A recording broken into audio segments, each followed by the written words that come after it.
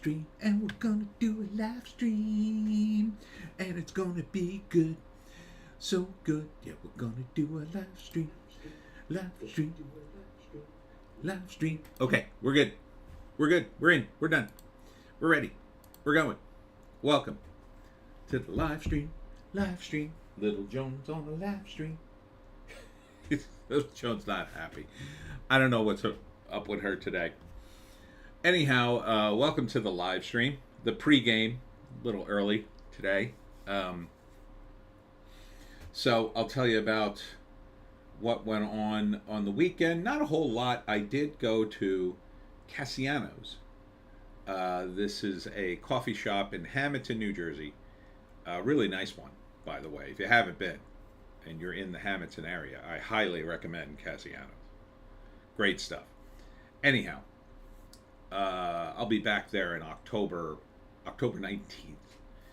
But this was for the Fringe Festival, and the Fringe was going on all over town, but partly behind in the parking lot behind Cassiano's. And they have like an entrance in the front and back, and they have a little nice eating area. And let me tell you, it had to be the most perfect weather of all time. I mean, it was just perfect.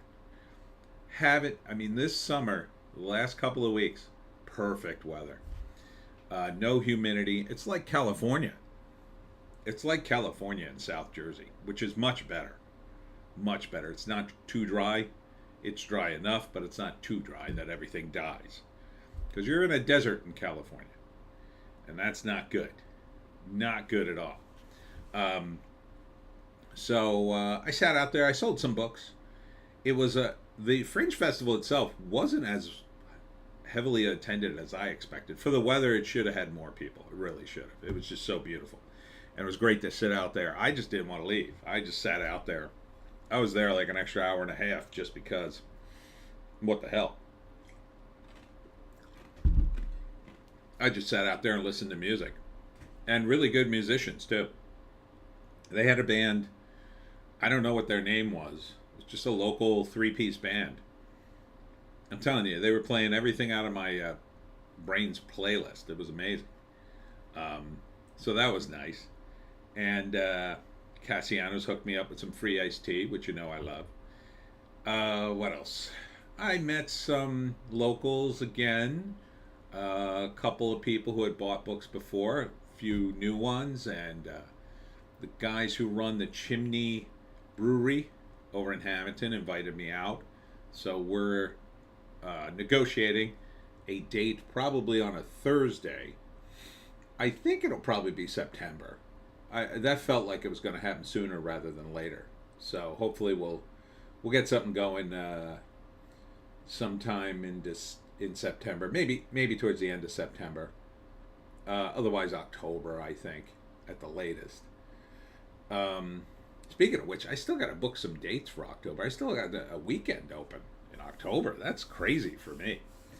But I'm pretty booked. Solid September, October. And I got to start booking November. Last year I was pretty full up in November by this time. I remember. This year I have 2 dates in November. I've got nothing for December. I've got like 4 dates in 2024 already. My new thing, by the way, is the 55 and older communities. I got invited to one to do an event, and the light bulb went off like, I should call all the other ones. So I just started that process. I'm sort of figuring out how to refine my pitch a little bit to the 55 and older communities. But I think that could work. A lot of my library attendees are in the 55 and older community, I'll say, my age. And so I will possibly be doing that. JEC is here. Hi, hi, hi.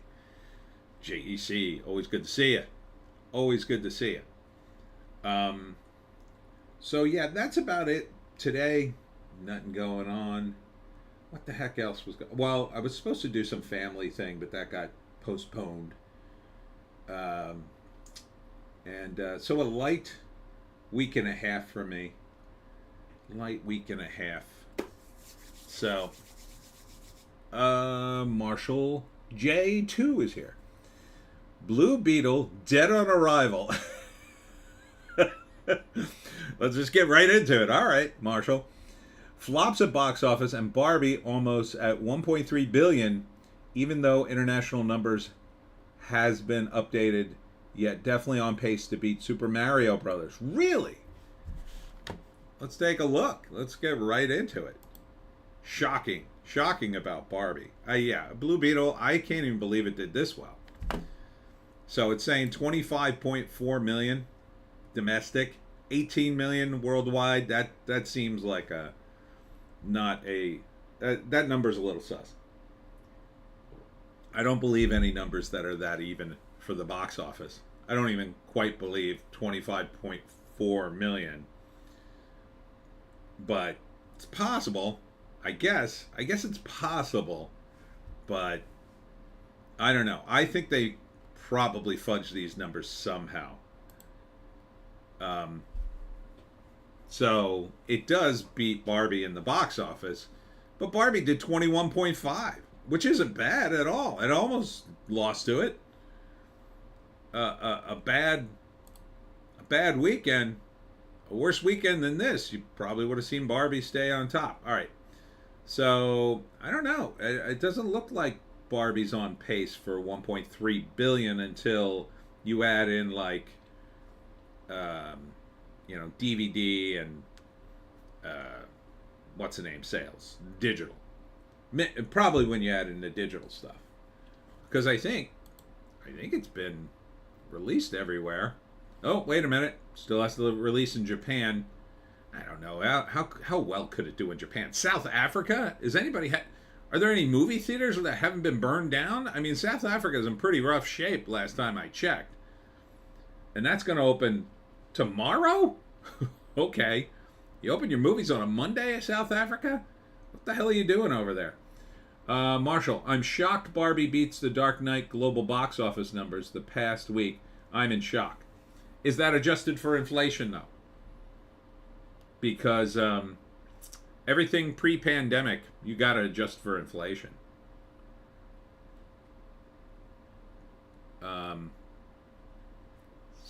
What else? Norway. Norway might do good. I mean, they're pretty depressed in Norway. JC, South Africa doesn't even have power half the day. Yeah, that's what I'm saying. Like, what are they going to make in South Africa? Japan's probably the only box office worth a damn in this list that hasn't happened yet. And I don't know. What do you... Japanese girls, I can't see them being super excited about Barbie. Marshall says no, and I already forgot my question. Oh, they weren't adjusted for inflation. Yeah, so that might answer part of that. But who knows? Even Barbie, they may have fudged the numbers a little. But it is a big American movie. It has hot girls in it. It has hot guys in it. It's just a big American spectacle. So I think that accounts for some of it. I'm surprised it did that well at all. I'm surprised it cracked $1 billion. I really am. I mean, I know the IP is big, but to me it was hard to gauge how big it is overseas. Like, I figure Barbie UK, because the UK and the Canadians, they're a lot, we're very similar. But like, in a country like, I don't know, China, for one. Did it open in China? Yeah, it opened in China. 8.6 million, not much, but total box office in China, 33 million, 33.7. I mean, do they have Barbie in China? I guess they do. I guess they have Barbies, probably a Chinese Barbie. I think they have one for every race under the yellow sun. But it didn't strike me as a place would have been excited about Barbie, Same thing for, like, I don't know. See, UK did very well. Mexico, maybe because they're so close to the United States. I don't know, man. Almost 100 million in the United Kingdom. That's a lot considering how many people live there. That's like almost every person in the UK seeing it. Isn't there only like 100 million people in the UK, or 90 million? What's the population on the UK? JC, when Barbie first came out, I saw the hype and I figured it would make $1 billion. I guess. Let's see. UK population 2023.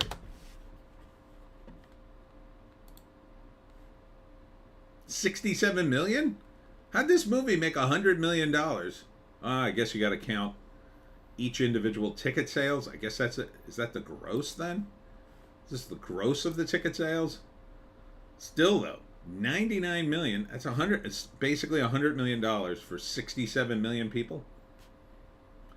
Okay, so how many people is that? I wish they'd tell you in people instead of numbers. If it's, let's just say $100 million. Say it's $10 a person. So it's 10 million people seeing it. Okay, all right, that makes more sense then. Marshall, WB lost a lot of money. All these failures, even Barbie can't save WB losses in this year. Now we got Blue Beetle flopping. It's definitely a flop. I mean, there's no way this movie cost less than 100 million. I don't think I've heard a specific number on Blue Beetle, but that seems to me it would cost 100, 150, somewhere in that neighborhood. Probably not 200 million. Although they've been wasting a ton of money on these films. The reshoots are ridiculous. I mean, the focus group reshoots, Warner Brothers was down with that with Aquaman and Justice League. They were budgeting in reshoots. Oh, like shoot the movie, edit it, go show it to the focus groups, and then go back and shoot better scenes. Like, that's got to be a nightmare for a filmmaker. I would hate that. I would absolutely hate that. So I gotta think this movie, and as always, week 2 will be the big decision here. So I mean, does this movie have legs? I don't think this movie has any legs like Barbie. Haha. So it's got to drop 50% next week. So next week, 20 million, maybe. So you're looking at 63 million. Week after that, 70. I mean, I don't even think this will crack 100 million. There's no way that's money. 73, 78, 80, 81, and that's about all she wrote. Throw in the weekdays, maybe you get another, maybe you just crawl barely to 100 million with everything you put in there, but that doesn't seem like money. Maybe that's break even if they shot this on the cheap, but I don't think they did. I mean, George Lopez, he's the only draw in this movie other than the kid, and the kid's not much of a draw, although Cobra Kai had its following. A lot of people say he's good in it, the lead, but this isn't going to help his career, I don't think, not to be in the part of the dying superhero movie industry. JC, I don't think it'll do another 20 million next week, 60% drop next week. Quite possibly, yeah. Yeah, so it would be lucky to get to 100 mil. Now maybe some of the international markets will open up and make up the difference. It'll hit somewhere like I don't know. Let's see. Did it open in some of the Spanish-speaking countries? Maybe they would be. I mean, let's see. What is today? Today's the 20th. It still has to open in New Zealand, and that's it. So, not setting the world on fire. JC, I hear it's fine, nothing special. Yeah, that's mostly what I'm hearing. Even the guy at Cosmic Book News said it. He said some nice things about it, but he said the politics are a little insufferable. Marshall J, how do you feel about Rachel Zegler backlash? The comments she made feel like she didn't like the original and says the prince is a stalker. Well, I talked about this in Hollywoke Hot Take during the week, and this is my take. Ziegler is insulated from real people. In other words, you know, the normies. She's pretty insulated from it because you have to figure someone at her level right now, she's got an agent, she's got a publicist, most likely. No, she might not have all these things, but she definitely has an agent, probably a manager, probably a publicist, probably a personal assistant, probably a couple of other people, maybe her own hair person, because that's what these celebrities do. They accumulate like an entourage, and they become their de facto friends. They work for her, but they kind of become her eyes and ears. JC, I'm sick of hearing about Rachel Ziegler. She's such a nothing screen presence. It's not even worth being mad at her. Yeah, I agree. She is just not insulated when like everybody around her is telling her, "Oh, Rachel, you're so right. Oh, Rachel, you're so great. Oh, Rachel. Oh, Rachel. Oh, Rachel." And really, they're just there to keep her going, right? You know, if your job is to help Rachel, you know, get ready for an interview or whatever, you can't tell her no. You can't, like, if you go up to her and say, "Rachel, you've got to stop saying this stuff about Snow White. You look like an asshole." That could rattle her right before an interview, and she'll come off that interview, and then you'll get blamed for ruining it. They won't blame her. They'll always blame anybody else. So when you work for someone like that, I think it's like you become a yes man. You have to if you want to keep your job. Now, I don't agree with that. If I was dating her, I'd be like, "Rachel, you got to stop saying this stuff." But you know, she would immediately probably point to all those coworkers and say, "But see, all the women agree with me," and they're mostly all women now, especially the ones around her. It's probably all women, and they're probably all very proud of themselves and what they're doing, and it's just so wonderful. We're going to provide a wonderful role model for little girls, and they're just so caught up in being wonderful people. You know, they think they're so wonderful. They can't stop that comment crack train, because for women, ladies, you are addicted to comments. You love it. You love praise more than crack. It's just the way of the world. Compliment most women. Now, some of the older women, they're wise to it. They've been around the block. They kind of get it. A very few younger ones, they kind of already get it. But, man, you just can get everywhere with flattery with a lot of women. And when you're talking about an actress, I mean, you're just in. And they, you know, it's like this. Like, you ever drink a lot of sugary drinks? I used to drink soda, and I had to stop because it's like your taste buds get used to it, and then you want something a little sweeter and a little sweeter and a little sweeter, and pretty soon you're drinking like, you know, Mexican Coke, and you're putting three tablespoons of sugar in it because you need more sweet. I can't taste the damn sweet in this. That's kind of what it's like, I think, for actors and actresses, because they're constantly complimented. And they were constantly complimented on the way up because they were good looking. Because again, it's part of being an actor. Like, they want to get you psyched, with rare exceptions. Like, you know, when Shelley Duvall was doing The Shining, Stanley Kubrick wanted to rattle her cage so she'd be an absolute nervous wreck during the scenes, and that's a method way, and there's a lot of controversy with that. But most likely, when you've got your beautiful leading actress, especially the director will say, "Oh, yeah, that was great. That was a great take, Rachel. Great take. Listen, we're just going to do one for safety, and then we'll move on." That's what you say to her if she had a terrible take. You can't tell her she was terrible. Could rattle her cage, and then, you know, she's so used to this being carried around in a litter, a metaphorical litter all day, being told she's great nonstop, to come down to earth. It'll give her the bends. Marshall, if you have to guess how much money Snow White is going to make at the box office when it comes out next year, because you know Disney's needs are going to see it no matter what. Let's be honest here. I don't Disney nerds. Sorry, I don't know if a lot of the Disney nerds are upset by it because they're very hardcore about something that old.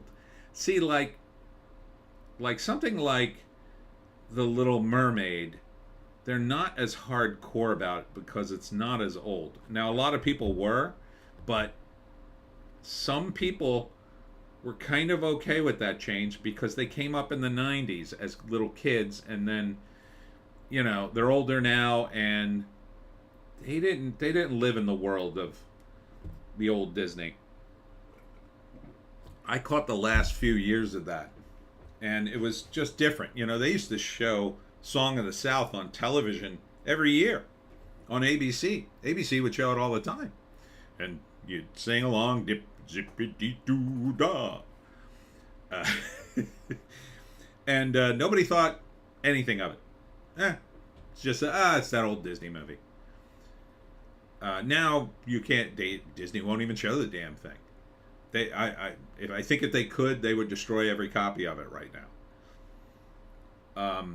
So, yeah, I don't know. This one, the Disney nerds are kind of upset. The word, and I just watched yet another Doomcock video touching on this. The word is she got called into the office, according to Doomcock, and some of the not the shareholders were there, but some of the shareholders are supporting Rachel and this version of Snow White, and Iger is mad about it because it's getting such backlash.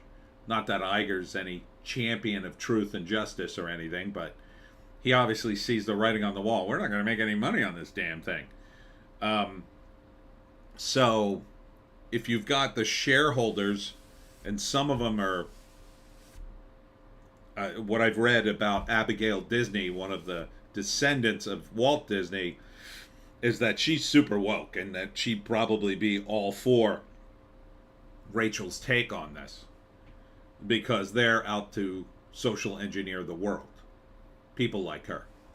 And again, it all goes back to what I said about mommying everybody. All the mommies are in charge, everybody. Don't worry, the mommies are in charge. Oh, we're going to fix you. We're going to fix you.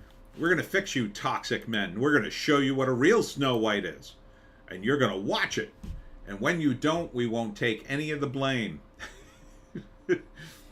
That's the other end of this, that they just won't even address. When this movie makes no money, and I think it'll crash and burn in a big way. It's going to be another Marvels. There's no way the Marvels can make money. There's just no way. I don't think. I think it's like Dial of Destiny. It's like one of those movies. It's locked in to fail. I don't think they could save it with a rewrite or any reshoot or nothing. They might as well just release it and take their lumps and move on.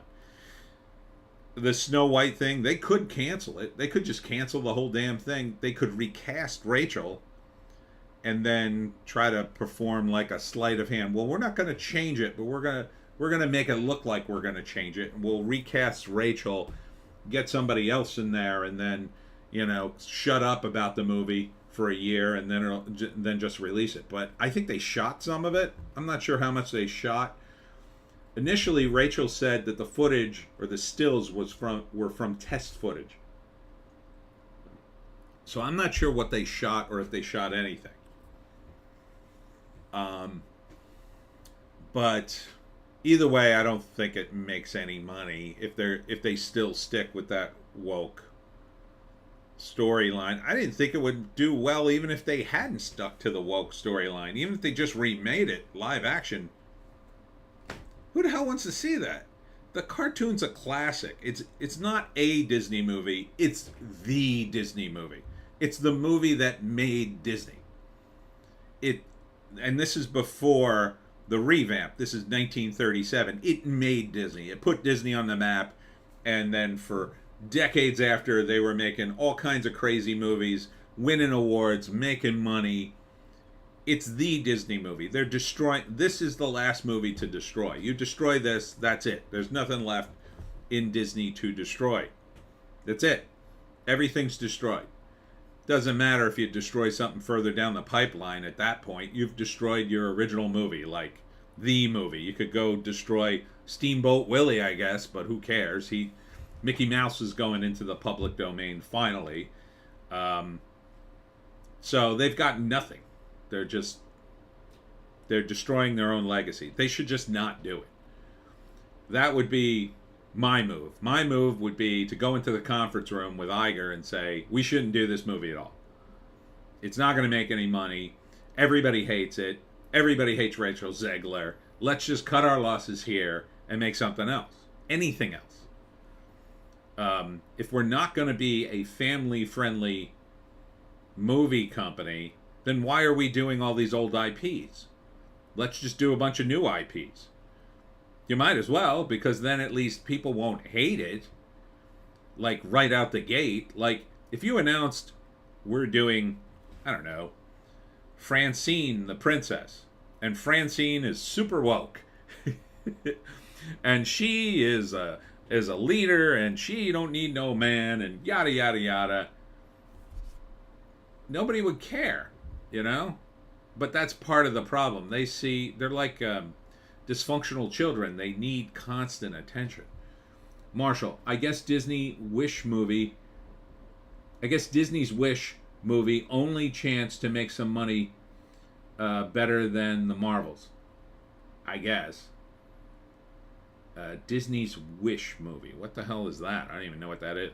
Do I? Did I hear about that? It sounds vaguely familiar. So I don't know what to do about Rachel. I mean, Rachel could...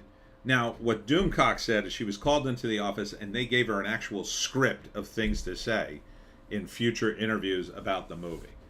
So that's going to be very interesting to see what she says from here on in. But I don't see how she can backpedal her way out of this. She has doubled down on it. She has said a bunch of really stupid things. And, I mean, how do you fix it? You can't fix a movie like this. You can't fix Disney right now until you commit to firing all the woke tards. That's it. That's your only option, is to fire everybody and start fresh. So, if you were going to fix Snow White, first thing I'd do is say, all right, everybody here from Snow White here? Okay, great. You're all fired. Get out of here. Clear out your desk. We got to find new people. And that, in and of itself, because Disney's so big and it's in California and there's all these labor laws and stuff, that would be a headache. Probably cost them a fortune to get rid of everybody. But in the long run, that would probably be the better move, because the next movie you make could actually be good and make a lot of money. Now, what do you do after that? I don't know. I mean, they've already sort of done sequels and prequels to Snow White.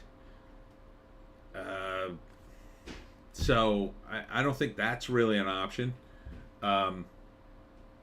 You could make, I don't know, Snow White 2 with Snow White's daughter, maybe? Some kind of storyline like that.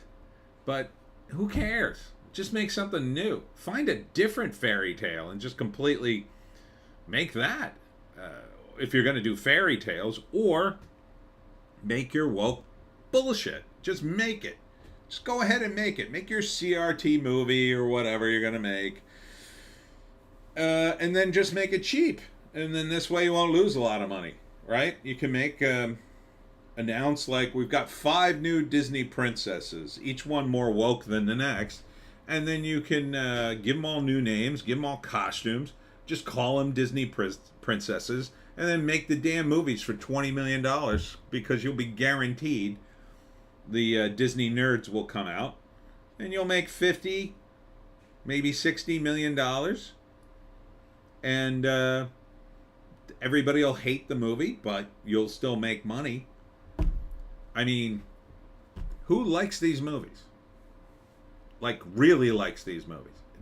They've tried to turn movies into this weird thing like, oh, the quality of the movie doesn't matter. What's your politics? Like, did you go see the Blue Beetle movie? Well, you must hate Latinos. You must hate them. That's not a way to sell a movie. I don't have to go see a movie. And I'm a guy who saw movies all his life. I would go to the movie theater back in the 80s. I'd go to the first matinee. I'd pay for the first matinee, and then I'd be in the movie theater all day watching movies. I'd just hop theaters. They didn't care back then. And I could see, 3 or 4 movies in a day before I got, oh man, I got to go outside. I can't keep doing this. And then I'd see 2 or 3 movies, and then I'd go home. And they were usually pretty watchable. But that was a different time too. Like, I couldn't see movies at home in the 80s. VCRs were relatively new. Once in a while I could watch one. It wasn't as great. VCRs weren't as great. My folks had HBO eventually, but it was always old movies. But to go see 3 movies, new movies in the day, oh, that was cool. That was cool. Now you just wait 2 weeks and they come on Netflix or Max or whatever. This movie, this Blue Beetle movie, will be on Max. I don't even want to see it. I'm not going to give this movie my money or clicks. After George Lopez, his stupid line about Batman is a fascist. Batman's not a fascist, by the way. You weirdo. I should call him the weirdo. It's the scriptwriter or the director, I guess. He's responsible for that idiotic line. This is the studio not doing their job. Like, the one thing the studio could have done. The one thing they could have looked at that screenplay and say, no, this line has to go.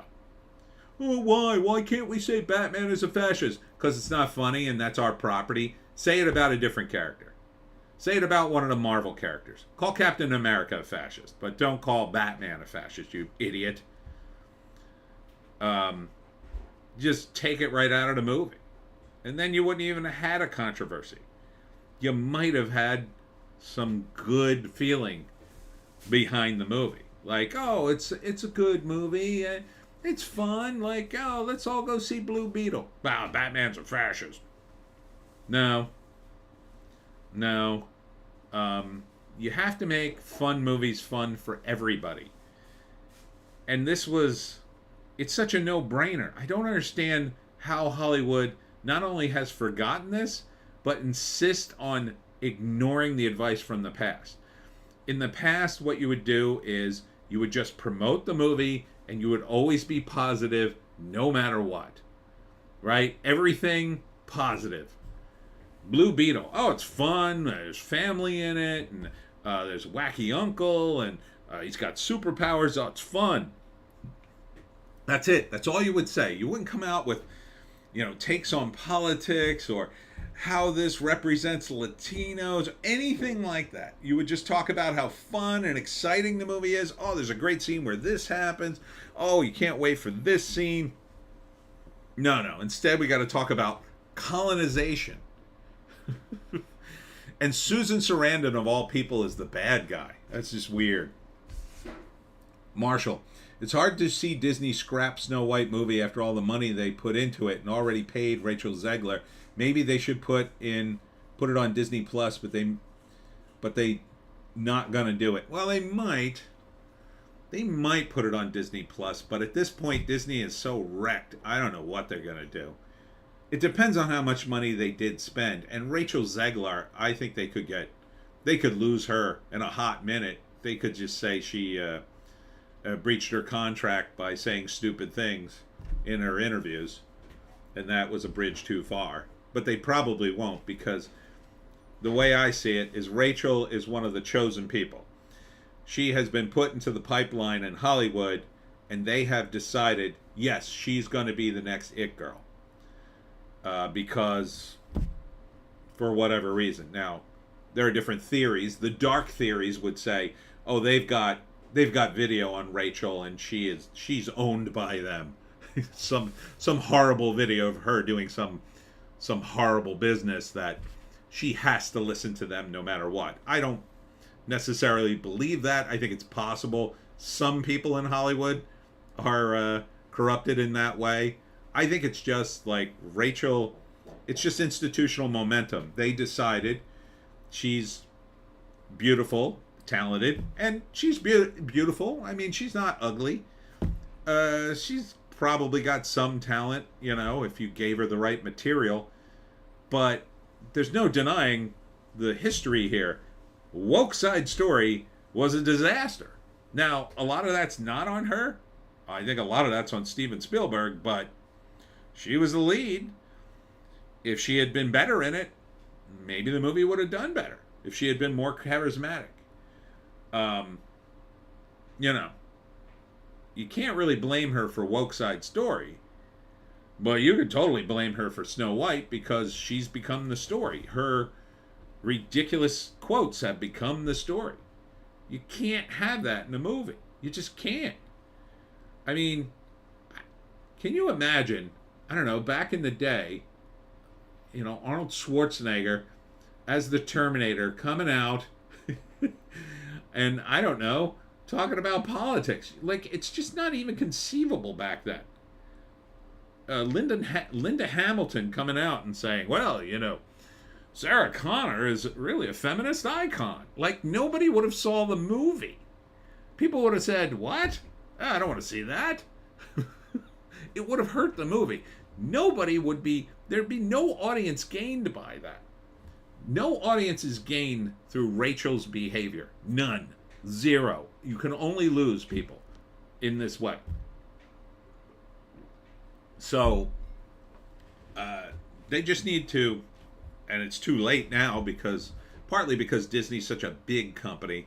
By the time the message reaches Iger's ears, it's already gone on way too long. But now that things are so, I will say, desperate at Disney, things are reaching him faster and faster because he's probably yelling at his underlings. Why didn't I know about this stuff before it blew up in our face? Why is this happening? And he's probably pissed. JEC, screw your freedom. Yeah, like imagine Arnold said that back in the 80s. Nobody would have went to see his damn movies. He'd have been done. He'd have been absolutely done. And Schwarzenegger, I mean, to show you how these stars are, Schwarzenegger back in the day was super ultra American guy. Oh, he was all about being super ultra American. He was on the president's fitness, whatever it was, some kind of fitness thing the federal government had. I think it was Ronald Reagan. And he was like head of the fitness. I mean, it was some honorary post Reagan gave him, I guess. And, he was waving the American flag. There was talk about him playing Sergeant Rock in a movie, believe it or not. He had to do that partly for his image because they were worried people would talk about his relatives being a part of a certain group in Germany back in the day, if you know what I mean. And he didn't want that tied to him. He wanted to look super American, which is why he got into politics. And, you know, they talked about him all the time being, oh man, Arnold, he's the most American guy ever, you know, other than the fact that he's not American at all. And that's why he got into politics, and he married a Kennedy. I mean, it was like, it was almost as if it was orchestrated. But, as I've always said, everything in Hollywood is fake. But if someone came to you, and you were an actor, and your career's doing pretty good, and they said, hey, listen, we're going to give you, I don't know, 5 movies, you're going to make like $50 million, you're going to have more money than you know what to do with for the rest of your life. But the thing is, we need you to marry somebody. We need you to get married. Don't worry, you can still do coke and bang hookers and still live your crazy lifestyle. But we want you to get married to somebody in the elite. And you're going to have kids with her too. So, I mean, would you say no to that? And for the women, I think, you know, someone like Megan Fox, and they made a joke about this in Sacha Baron Cohen's movie, how like this was in The Dictator, how the dictator like gave Megan Fox plays herself, and she just takes a bunch of jewelry, a bunch of gigantic gems for sleeping with them. Does that happen?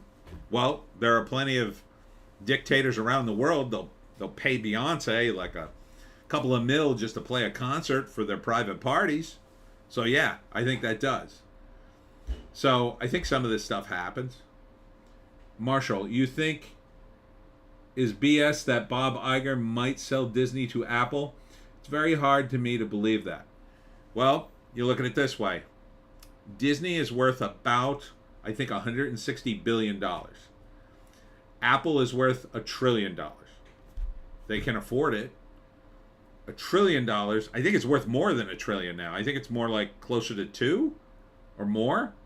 But it's worth a lot. I mean, it's definitely in the $1 trillion category. So they can buy and sell Disney. That's not an issue. They just have to sell some stock, I guess, or just raise the money. I mean, who wouldn't invest in that? They already have now the infrastructure to play Disney stuff. So they could buy it, shut down Disney Plus, and start pumping all that stuff back into Apple TV. They'd make a fortune. They're better at it than Disney anyway, I would say. On the streaming end, they already have the infrastructure, you know, computer-wise. They've got so many other things connected to the internet that would make Disney better. Like, you think you see Disney stuff now, and Disney's great at marketing. They are amazing at marketing worldwide. But you tap that into Apple, they'll be unstoppable. You won't be able to go anywhere on the internet without seeing Disney stuff. The moment something drops, you'll know about it because Apple is just everywhere. I got an iPhone. They'll put Disney stuff all through here. I won't be able to get away from it. The only question is it worth the headache for Apple to buy it? Because there's going to be a lot of questions. The rumor is that the reason Iger is streaming Disney down now is to avoid problems with the sale later.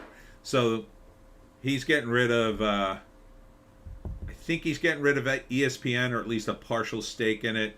He's getting rid of things like Hulu and a few other things. In the short term, that'll make him more liquid. But in the long term, if he could stream down the company enough and sell it to Disney, or sell it to Apple, then, he could just go off into the sunset with his big payday. And it would be a huge payday, too, for him. Because the Disney stock would just go cuckoo bananas. They'd be buying everybody out. I mean, now it's down. But for the people who buy now and then later sell their stock. But then again, Iger's already rich, so I don't think he's too worried about that. I think these guys are all about money. And the question is, can that deal make them money? I think the answer is yes. It can make Bob Iger tons of money. Come here, you. Because he'll be able to position himself in such a way that he'll make a fortune. And so will everybody else underneath him, so will all the stockholders, so everybody will be happy.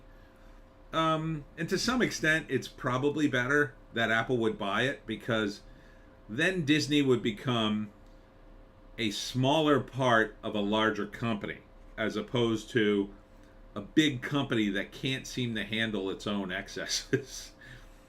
Disney has just gone off the rails. Apple, they're pretty woke, but they haven't gone off the rails, right? And some of their Apple TV stuff isn't awful.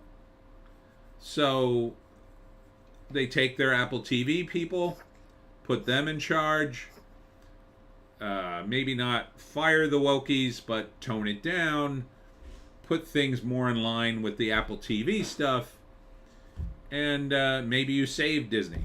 Maybe you save the MCU and Star Wars, and then it all gets relaunched under Apple 5 to 10 years down the road, in a much better way.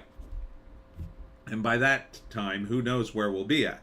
By that time, AI may be able to recreate Han Solo, Luke Skywalker, Princess Leia, and then, do all the Star Wars movies that we should have gotten, and or a TV show.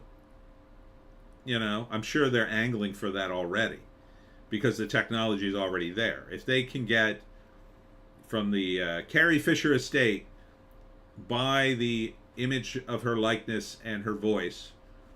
They already own, I think, Darth Vader, James Earl Jones, Hayden Christensen. Would he sell? I think he would sell. All the various characters. You just buy up the actors and say, okay, we own your image and likeness and your voice. You can be in other stuff, and then you got to change it up a little bit, maybe, or something. And then they just charge ahead with brand new Star Wars stuff, live action. Will it be good? I don't think it'll be good. I think it'll be better than it is now, but that's a low bar, right? So if you saw a Star Wars show, let's say, and they had decent fighting in it, and it's not a woke story, but it's not totally unwoke. I think a lot of fans would go back to it. It would never be as big as it was. It won't be a phenomenon. It'll just kind of be there. Marshall J., if you, CEO of Disney, would confront Rachel Zegler of her comments about the movie. Yeah, absolutely I would. I would say, listen, you have to shut up or you're going to be fired. Actually, I wouldn't even do that. I would fire her. I would say, listen, you're not working out. We didn't want you to go out and do a press junket every 10 seconds talking about feminism. And this movie sounds terrible, so we're going to have it rewritten and reshot. I don't know. It depends on how far along they are. If they already shot the damn thing, you might be stuck with it. But I kind of get the impression they hadn't shot it, but that the footage we've seen, the stills we've seen, I thought they were test footage and they weren't actual footage, which means maybe they didn't shoot the movie yet. Now, if they haven't shot the movie, I'd put the brakes on it. I'd say, no, don't shoot this thing. And I'd fire her, and I'd fire the director, and I'd fire everybody. Start the whole process over if it had to happen.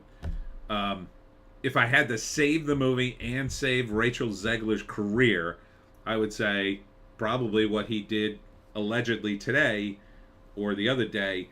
Call her in the office, say, this is what you can and cannot say about the movie now. Stop giving interviews about the movie. Only when you're approached about the movie, you must say these things. Anything else you want to say, you call the office and we'll approve it or not approve it. And I would put one of my underlings in charge of that and say, keep her in line. Don't let her F this up anymore. And I'd probably tell her at first to come out and say some very trad things, right? That, my comments about true love, they were really misconstrued. I do believe in true love. And I would also tell her if she didn't have a boyfriend, she'd have to get a boyfriend that week.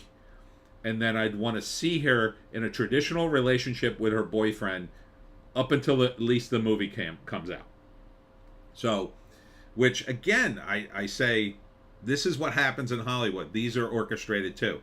I would say, listen, you need to be in a traditional relationship from now until the movie comes out. I don't care who he is. Pick someone. We'll get him in here. And you'll date him. And do not do anything wild. Do not get drunk. We want to see wholesome stuff. We want to see you holding hands. We want to see him opening the door for you. We want to see a scene. I want you to tell him to put his jacket down so you can walk across a puddle. All that crap. I want to see that in the press, in the entertainment press. I want to see you in the queue.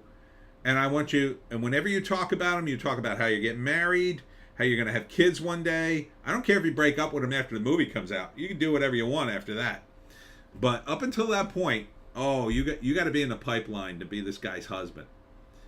And if you don't want to do it, that's up to you. But pick one handsome guy that you can tolerate, and we'll pay him or whatever we need to do to get him to be your boyfriend.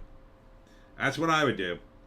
And then that would hopefully quell the controversy, and then maybe people see the movie. JC, last time she ran her mouth off, she recorded a video of her talking to her webcam, and she started talking about her boyfriend, and they cut to a professional shot footage with her boyfriend. So fake. Yeah, that's not the way to do it. People are replaying clips of the video and getting mad at her all over. Well, that's terrible then. You shouldn't have done it that way. These guys, you know what? They don't have Hollywood fixers. Joan, if I put you down, are you going to be good? You stink, by the way. I don't know why you stink. You're nice and clean, and yet you stink. All right. Go be good.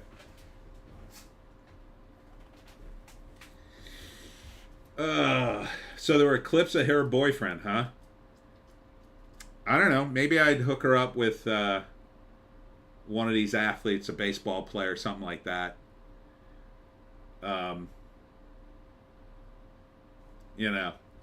Some guy she would listen to.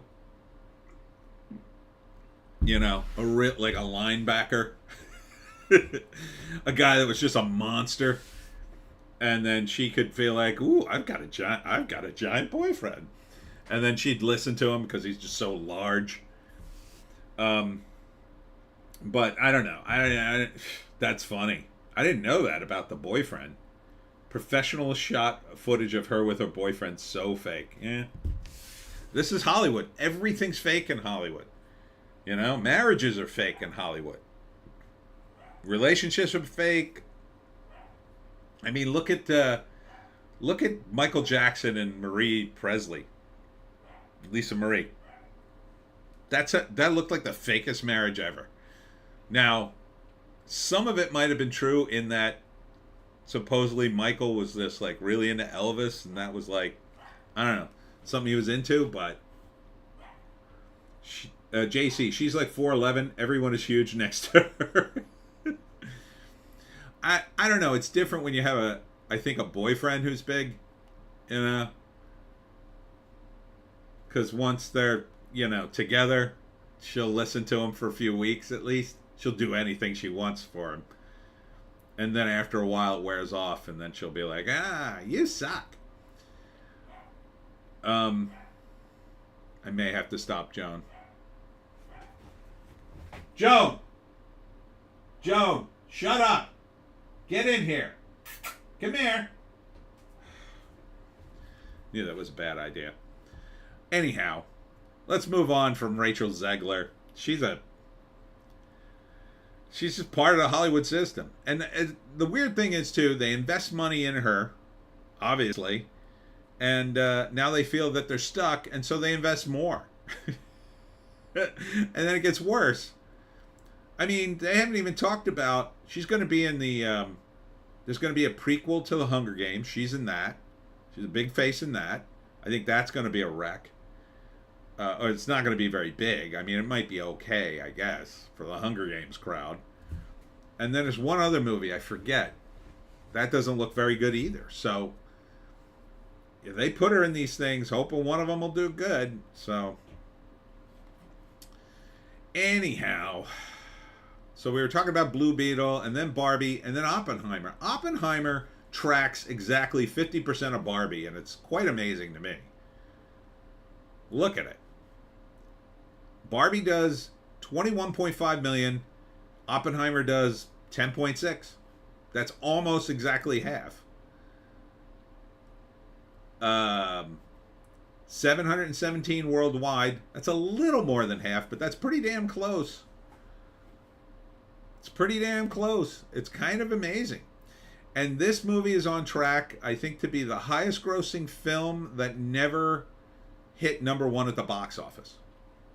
And 717 million ain't too shabby. That's not too shabby. It's not far away from $1 billion.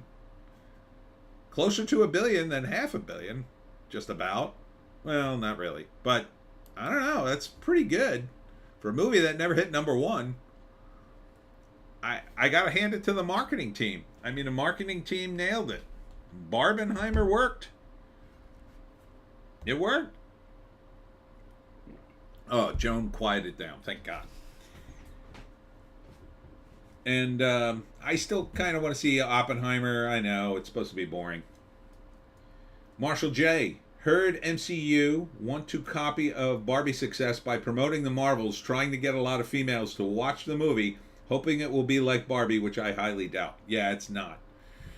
But I'm not surprised they're trying that marketing strategy, because what I heard about the movie was Captain Marvel gets married to a prince, an alien prince, making her a Disney princess.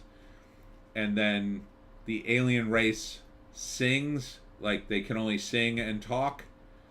So that explains what the musical number is. There's a big musical number in it. That's going to be absolutely cringe. So, I mean, there's a lot of women in it. It's an all-women cast, essentially, in the leads. But, yeah, I mean, it makes sense that they would try to duplicate the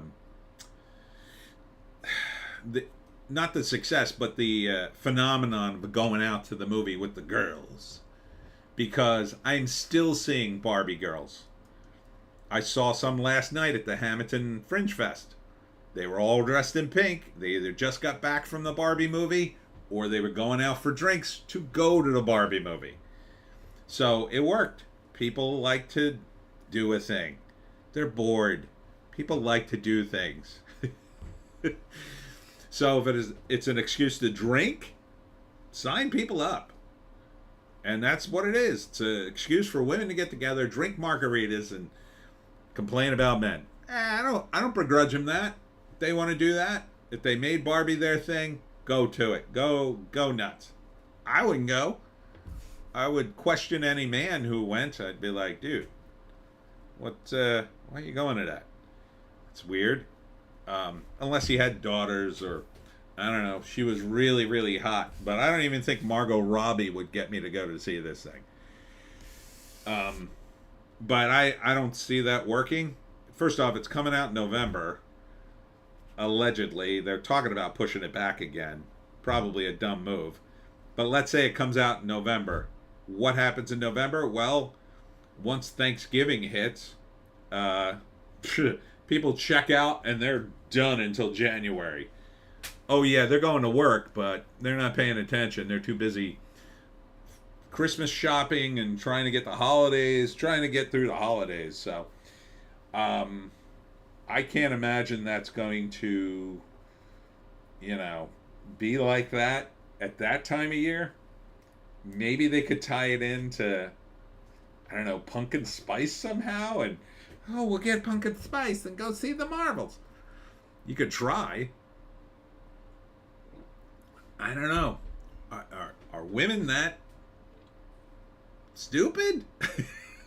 I don't think so.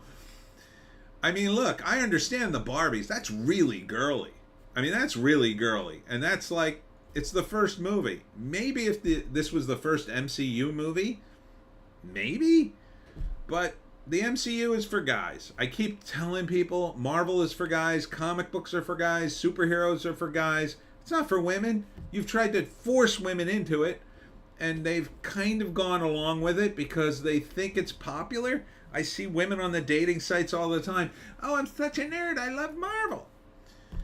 But they don't really love Marvel. They don't know anything beyond the movies. A handful of them are comic book geek girls, and they might know some things. But most of them don't. The ones I talk to. Are you really into Marvel? So what comics do you read? Oh, I don't read the comics. So the girly girls went to see Barbie, and they're most of them.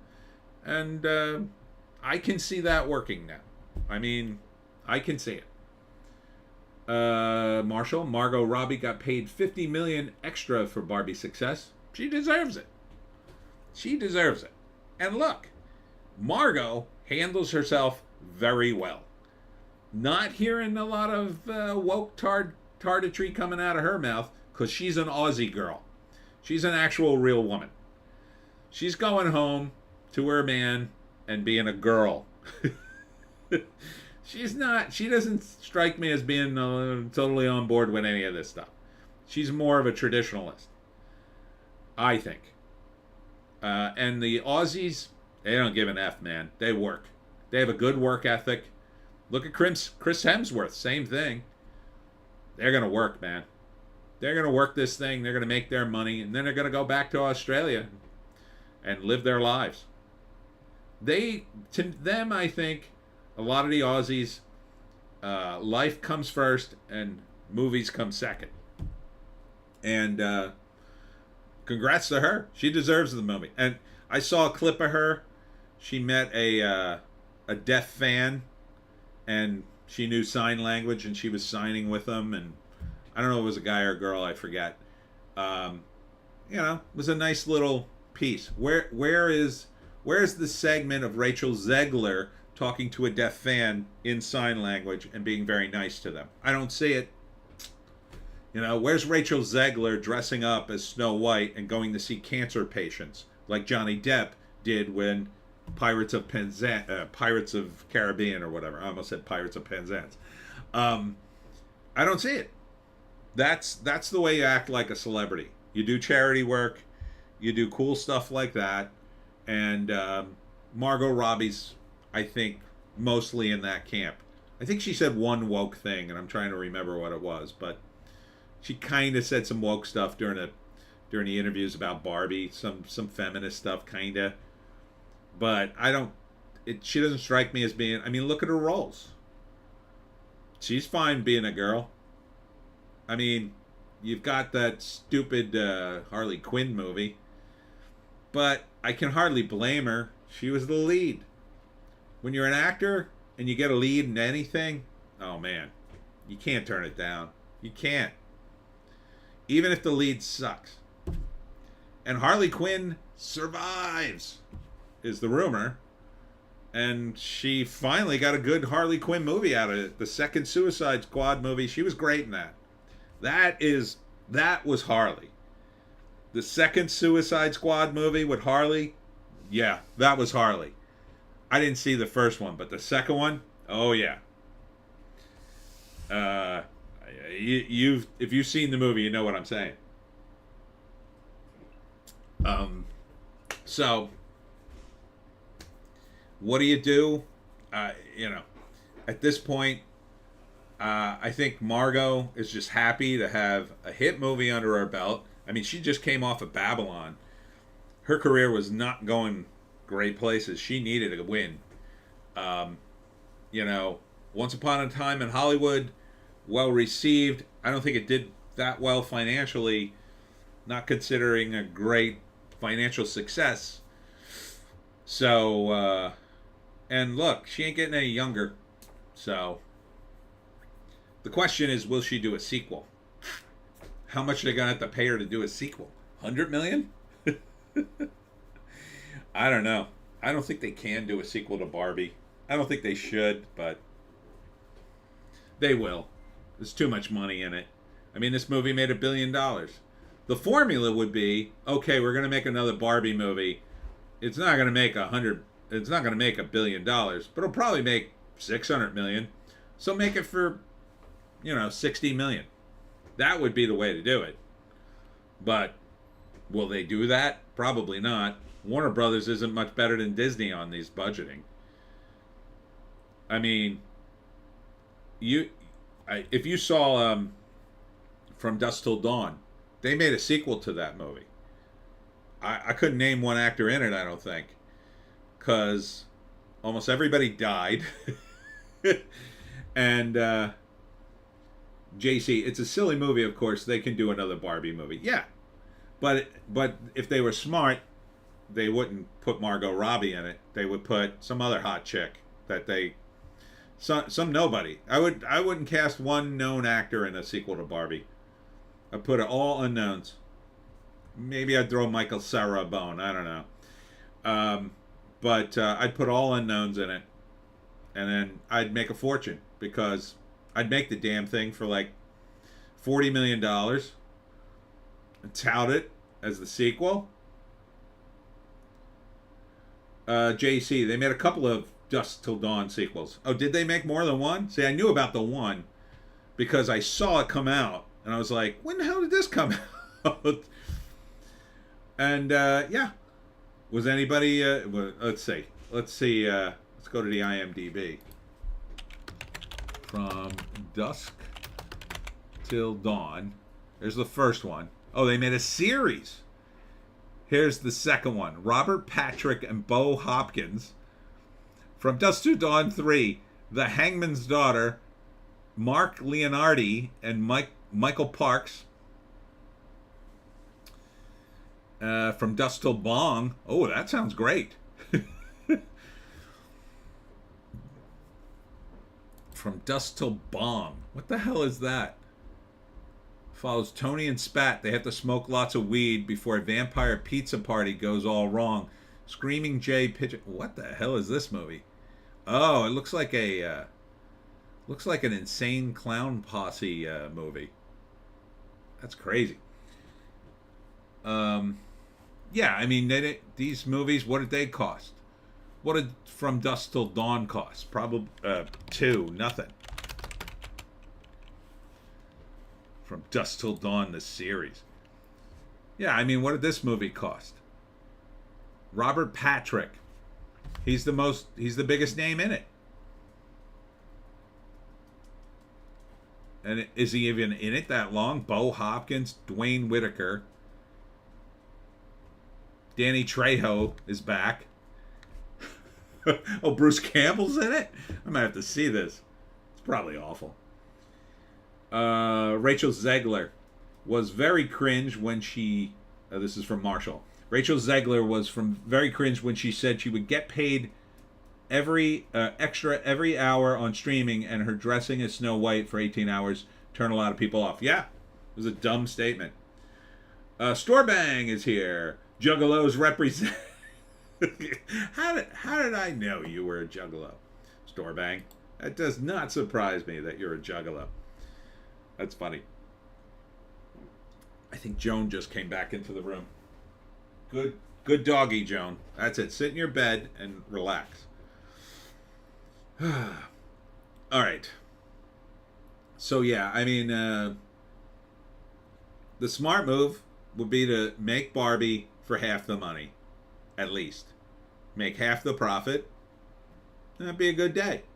And then do Barbie 3, then do Barbie the TV series, and then you're pretty much done. You make 3 movies, you package it. I mean, this has been done for years. That these guys can't remember how to do it, it's just unbelievable. The only thing I can think of is they're so dedicated now to, you know, turning everybody's expectations around. So they just don't want to do the same things. So they're trying to do different things. But like, that's different. When an artist is trying to do something different, they're being, you know, an artist. When I'm trying to write another episode of the Pineys, I'm trying to do something different for the next story.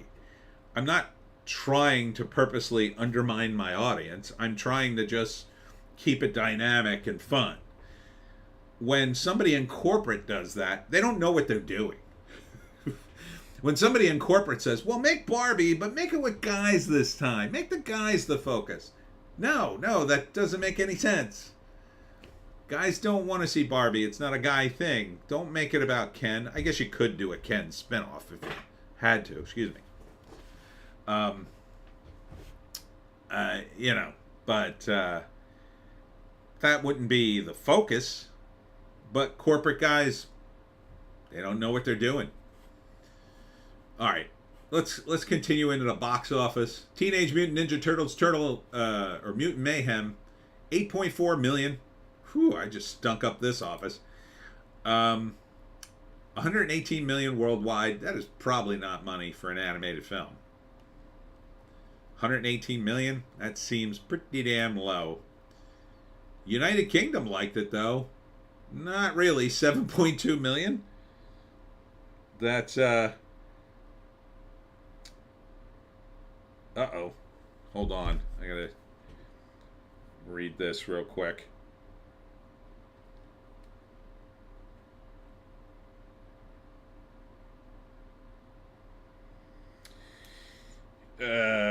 Hold on. I gotta answer this. Sorry.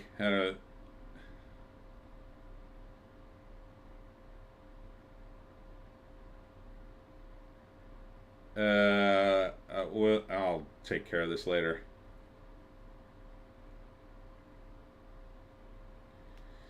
Hold on. And had a little fire issue.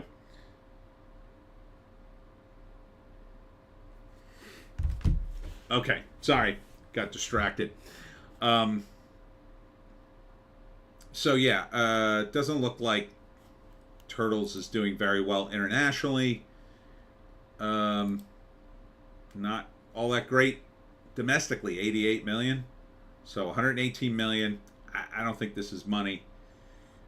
Store Bang. Ken versus G.I. Joe. Do it. Marshall, if they make another Barbie sequel, do you think it will make as much money as the first one? No. JC, fire. Someone's using my barbecue and there was an issue. I had just made something I made sausages and it was very greasy. So there was a bit of a fire. This happens every time I make sausage. I have to clean the grill again. My grill's really good, but it's a Weber. But sometimes you just got to clean out the bottom. I'm surprised I have to clean it again already. I don't know what happened. I just cleaned it a couple of weeks ago. It was fine. But you got to clean your grill. Or you get a grease fire. I don't know. A lot of greasy food. I guess I've been making too much food on the grill. So I had a bit of a grease fire. The barbecue. But I think it's out. Okay. All right. Hold on. Let me run out there. I'm getting text about this. Let me run out there and just make sure it's out.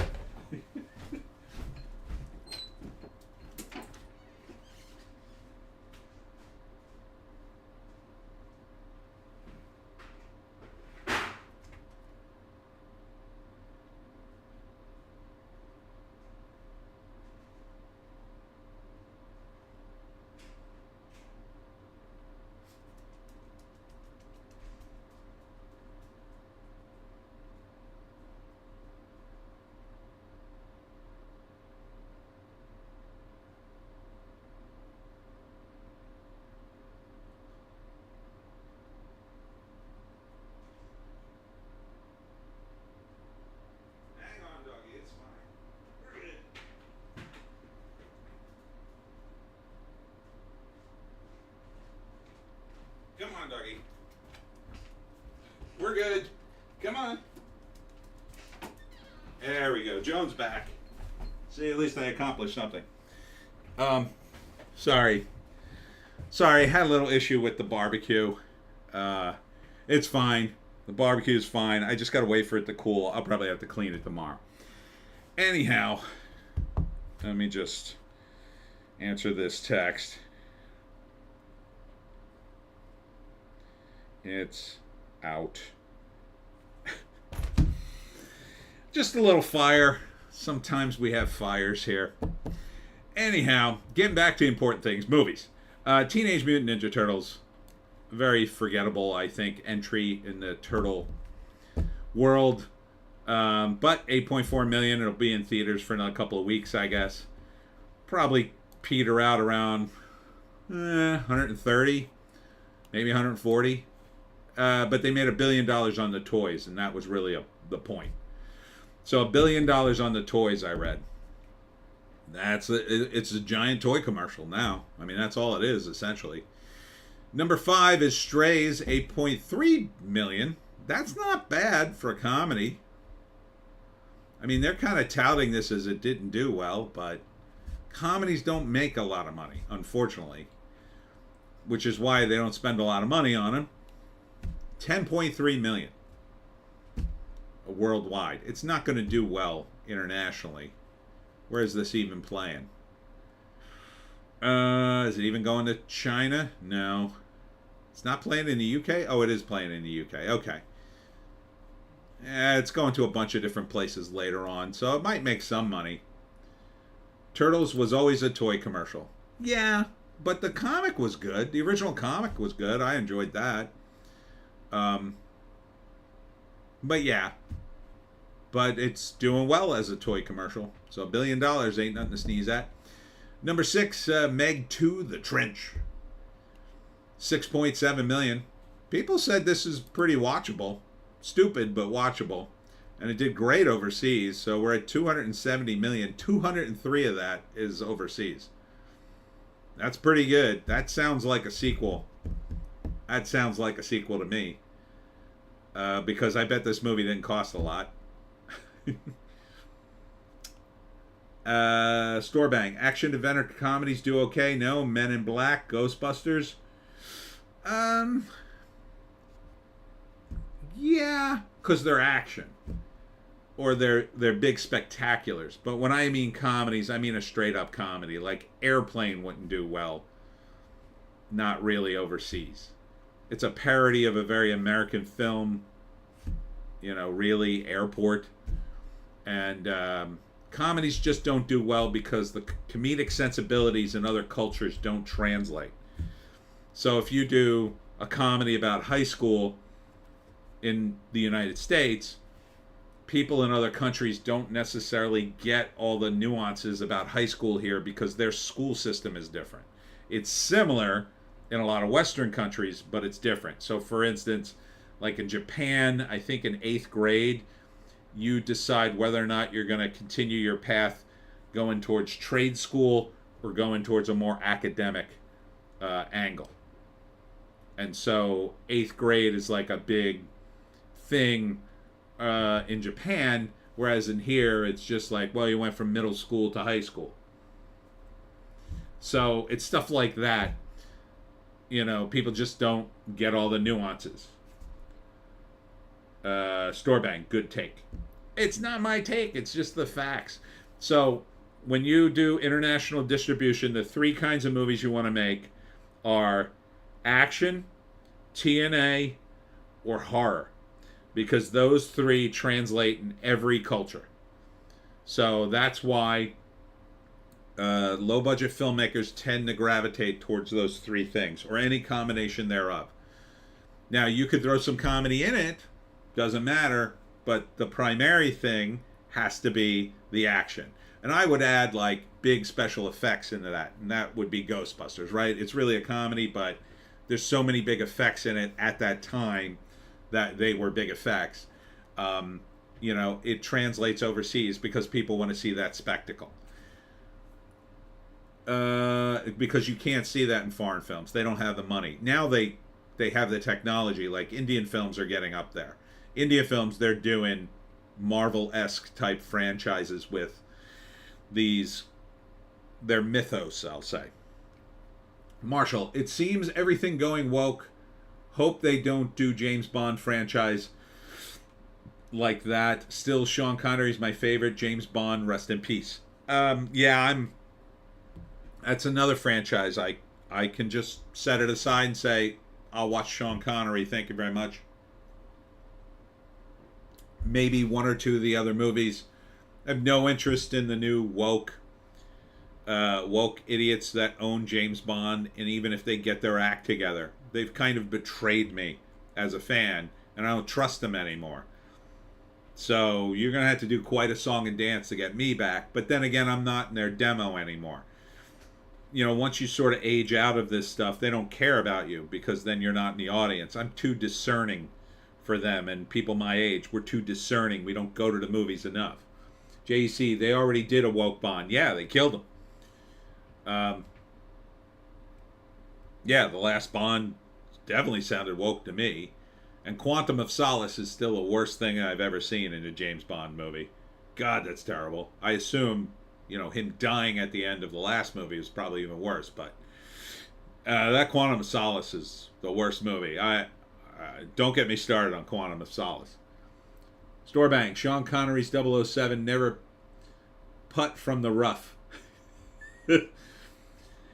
Yeah, it's like, of all characters, you're going to ruin. I mean, it's like, look, they ruined the Punisher, and they did it on purpose, right? The girls of Marvel, the ladies of Marvel decided, oh, we hate the Punisher because of his fans. We'll show them, we'll show all the boys, we'll ruin the Punisher. So they resurrected his wife. This is true. They resurrected his wife in the comics.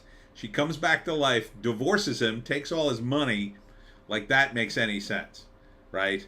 The guy is a criminal, essentially, a vigilante, the Punisher, living underground. How is she going to divorce him and take his money? How is he even going to be in court? If he's in court, he's going to go to prison. It doesn't make any sense, ladies of Marvel. 0 sense. But first they took his guns away and then changed his logo, and then they brought back his wife, and she divorces him, takes all the money, and calls him a bad person, and then, I don't know, he gets put in a limbo or something. Some ridiculous thing. I guess the guys at Marvel said, well, you can't kill him. He's an IP. We might need him. So put him in limbo. Storbank says, gay. JC, do we part mean anything to those hoes? No. No, it does not. Nothing means anything to them. The only thing that means anything is them. Me. I'm wonderful. I'm a wonderful person for doing this. You don't understand? Well, you must be a bigot. You must be a bigot. I'm a wonderful person. I'm a wonderful person. I'm doing this for other people. Oh, I'm not doing it for me and Instagram clicks at all, or the attention, or the money. I'm doing this because I'm so wonderful. Oh, look how wonderful I am. I'm going to help you because I'm so wonderful. I'm going to make you say and do things because I'm so wonderful. Yeah. I just did an article. I'll show it to you. Clownfish.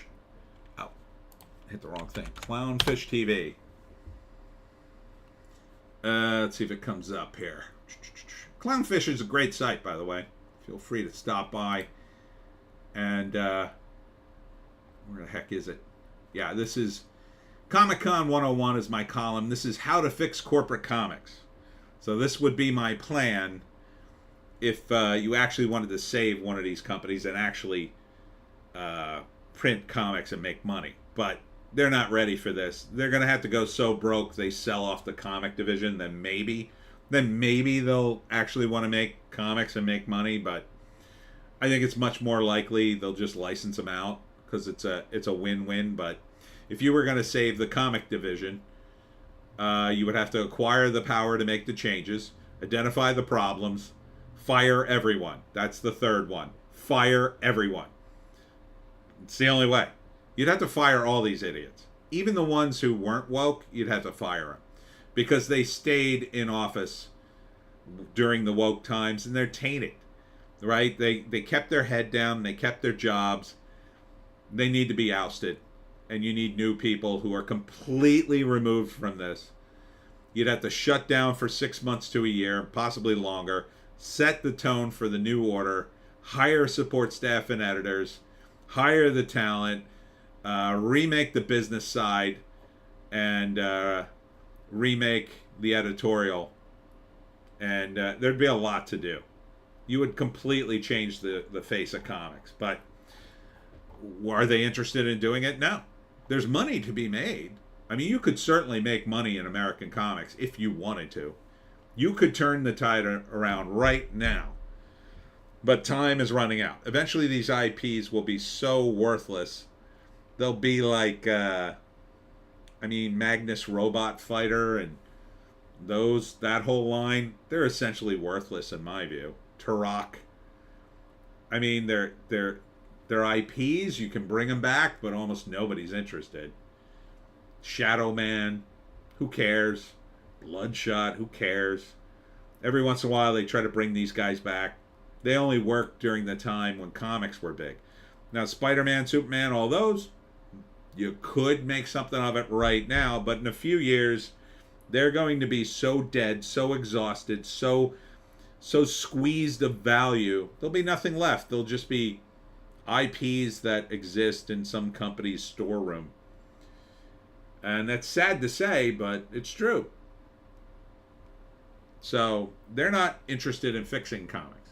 You would need a guy like Iger, who had the power and said, okay, we're going to remake the comic division. They're going to put a guy like me in charge of it. Allow me to do all these crazy things and turn the company around in 4 or 5 years. It would take 4 or 5 years to really, really start making money. But it would be gangbusters. You need a Trumpian figure. It can't be someone like Joe Quesada, in my view. Quesada was okay, but he's not, I don't think he's strong-willed enough. A guy like Jim Shooter, back in his heyday, oh, absolutely. I'd trust Shooter to do it. I just hand him the keys and go nuts, Jim. Fire all these people and then go nuts and rehire a bunch of other people. Someone like that, Ethan Van Sciver or one of those guys in Comicsgate would be okay, but they don't want to do it. I wouldn't imagine they'd want to do it. Eric July, why would he want to take over Marvel or DC Comics? He's already making his own comics. I wouldn't do it. If I had if I was making the millions those guys were doing, I'd say no. Hey, you want to run DC? I'm making millions of dollars a year. I don't really need your money. Thanks. That's what I would say to them. These guys are going to be making the deals down the road. Eric July and Ethan Van Sciver, they're going to be making the deals. What's the name? Your boy Zach. He'll be making deals. He'll be making deals for millions of dollars. They'll be making his movies. There'll be nothing left. What will be left? Hollywood will have to go to them.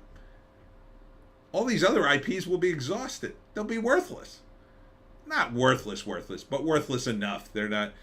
You couldn't put enough money into them to jack them back up. Storebang. I think there might need to be a woke IP to end all woke IPs. I won't describe the hero, but you get the idea. JC, Zach's kind of lost it. Yeah, but his IPs are probably going to be worth something down the road. I don't know. His videos haven't been as great. But part of his videos were based on when comics were still in their last gasps, and like people who watched Zach's stuff, and even me, like I grew tired of his critiques, not because they were wrong or bad. It's just because it was the same thing over and over. It's like, yeah, they're all woke. I don't even want to hear about these anymore. It's too depressing. Once in a while, somebody will post something on Twitter now, and it's just be like, yeah, it's still super woke. The latest one was Hawk Girl.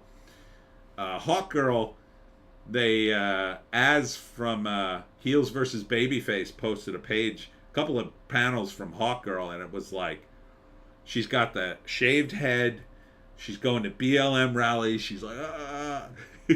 I mean, super feminist, and now trans. She's being gay and trans. Like, it's like you hired the most woke college student you could find to write her comic, and she's nothing like her character now. Like, nothing like it. It's like, if you wanted this character, why didn't you make your own comic? Why did you have to ruin Hawk Girl to make this comic? Like, there's nothing in it about Hawk Girl. There's nothing in it about superheroes or nothing. She's going to rallies, talking about her gender and sexuality. Like, it's insane. It's insane. The woman who writes that, or Zier, I think should be fired for comic malfeasance. JC, he deleted most of his better videos where he got nasty attacking those people. He doesn't even review any books anymore. Oh, really? I haven't watched a video in so long. Storebang Entertainment, that was for real? Yeah. go buy a DC comic if you want to waste your money, I guess. If you want to see it up close. JC, he cucked on Mags and Tom King, deleted all the videos talking S about them. Well, maybe he was worried about getting sued. I don't know. I mean, there's only so much you can say about a person. You can't defame somebody. Like, you can do it on social media if nobody listens to you. I'd happily delete every video I have up until this moment. If it meant, if people started like, look at his videos, you might have defamed me, I'd delete them. I'd delete everything. I don't care. My videos are all timely anyway. I'd keep the ones about, like, screenwriting and stuff like that. But maybe he thought he was going to be sued. Maybe they threatened him. Maybe he just wanted to, I don't know, clean his timeline, hoping that the YouTube video channel wouldn't get shut down. That is a very temporary measure in my view. It sounds like we're all going to be canceled on YouTube very soon. I will go to Rumble immediately, by the way. I'm on Rumble, but I'll be doing my live streams on Rumble should I be canceled here. Just a reminder to get your Rumble account ready, because I think it's just a matter of time before the algorithm catches up to me. And they just changed it all. They just changed all the TOS again. I've got old political videos I haven't deleted. I probably should delete them. Maybe I'll get around to it, but it's inevitable. They'll just make up some rule and just cancel most people. And they'll say, oh, it's a pay service now. You don't have enough views. That's what they're going for some reason. I don't know. JC, nah, he just got soft. His takes are terrible. Nah, maybe. I don't know. I haven't watched him in a while. I just got bored. Store Bang Entertainment. Comics are guy. I think you were going to say gay. But I'm from an older generation. I'm just off. I don't know. Comics can be good when they're good. Just like anything else, It's just that right now, Marvel and DC, in my view, they're completely effed. They're full of woke morons. I see it as this. When the ESG stuff started to come down, the corporate guys got together and said, okay, are we going to do this ESG stuff? And they said, yeah, we can do it. But what they're asking us to do is pretty extreme, and it might piss off some of our fans. Yeah, we're a media company. We don't want to piss off all our fans. That's millions of dollars. Can we do this in some way and still get the exposure, but compartmentalize it away from the other stuff that makes us real money? And I think the answer they came up with, and other people have suggested this, not me, was we'll do it in the comics division. We'll compartmentalize it. We'll put all our, all our Nepo babies there, all the sons and daughters of people who work with us, who want a job, because we don't care about this division. It doesn't make any money anyway. Let them woke it all up. Put all the college students there. Let them do whatever they want. Who cares? And we'll keep that comics out of our other businesses that make money. The problem is, of course, eventually it all got blurred together, and now it's infected the movie industry to the point at which it's screwed everything up. They couldn't keep it compartmentalized. Store Bang, drink beers, sorry, the bigot comes out of me when that happens, but I'm a tolerant bigot. Well, it's good to know. So, yeah, it's just, that's just the realm of comics. They don't care about the actual comic books anymore. Nobody really does. The entire industry is in sorry shape because the direct market is completely dependent upon Marvel and DC, and they're going down the tubes. Now, a lot of the store owners have already gotten out of new comics, and they're surviving mostly on back issues, mostly on internet sales. A lot of them are getting out of storefronts. The rest they're doing games and toys and comics, and sort of being like more of a vintage type pop culture store. which can work. It depends on where you are. It depends on your fan base. But the new stuff, most of the guys I talk to and see at shows, they're not selling new stuff. No one talks about it. Not like even just 5 years ago when there'd be a hot comic or a hot storyline and people would talk about it. Literally no one is talking about the storylines anymore. And that is something, before the woke came in and ruined things even worse, this was a problem back in the 90s during the heyday of comics when they were selling like crazy. I was saying the stories are going down the tubes. You guys aren't doing good stories anymore. You should be doing one-shot stories. You should be making the comics longer. You should be investing in the medium again. And they didn't. They just made as much money as they could. And part of this era is reaping the benefits of that. It's corporate. That's what they do. A corporate guy comes in and he says, how can we make the most money ever? Well, we could triple all our titles and start over with number ones, but the fans would get mad. Well, how much money would we make? Well, we'd make a lot of money for the next quarter. Okay, do that. We'll figure out something to do in the next quarter. That's the way they kind of think. They don't care that they're cannibalizing their history. They absolutely do not care. If it makes them money, they'll do it. 9 times out of 10. And people just don't understand that. And you needed people in place to go, wait a minute, we can make more money in the long term if we approach this a different way. Those people, I think, are mostly gone from the industry, or they just don't understand.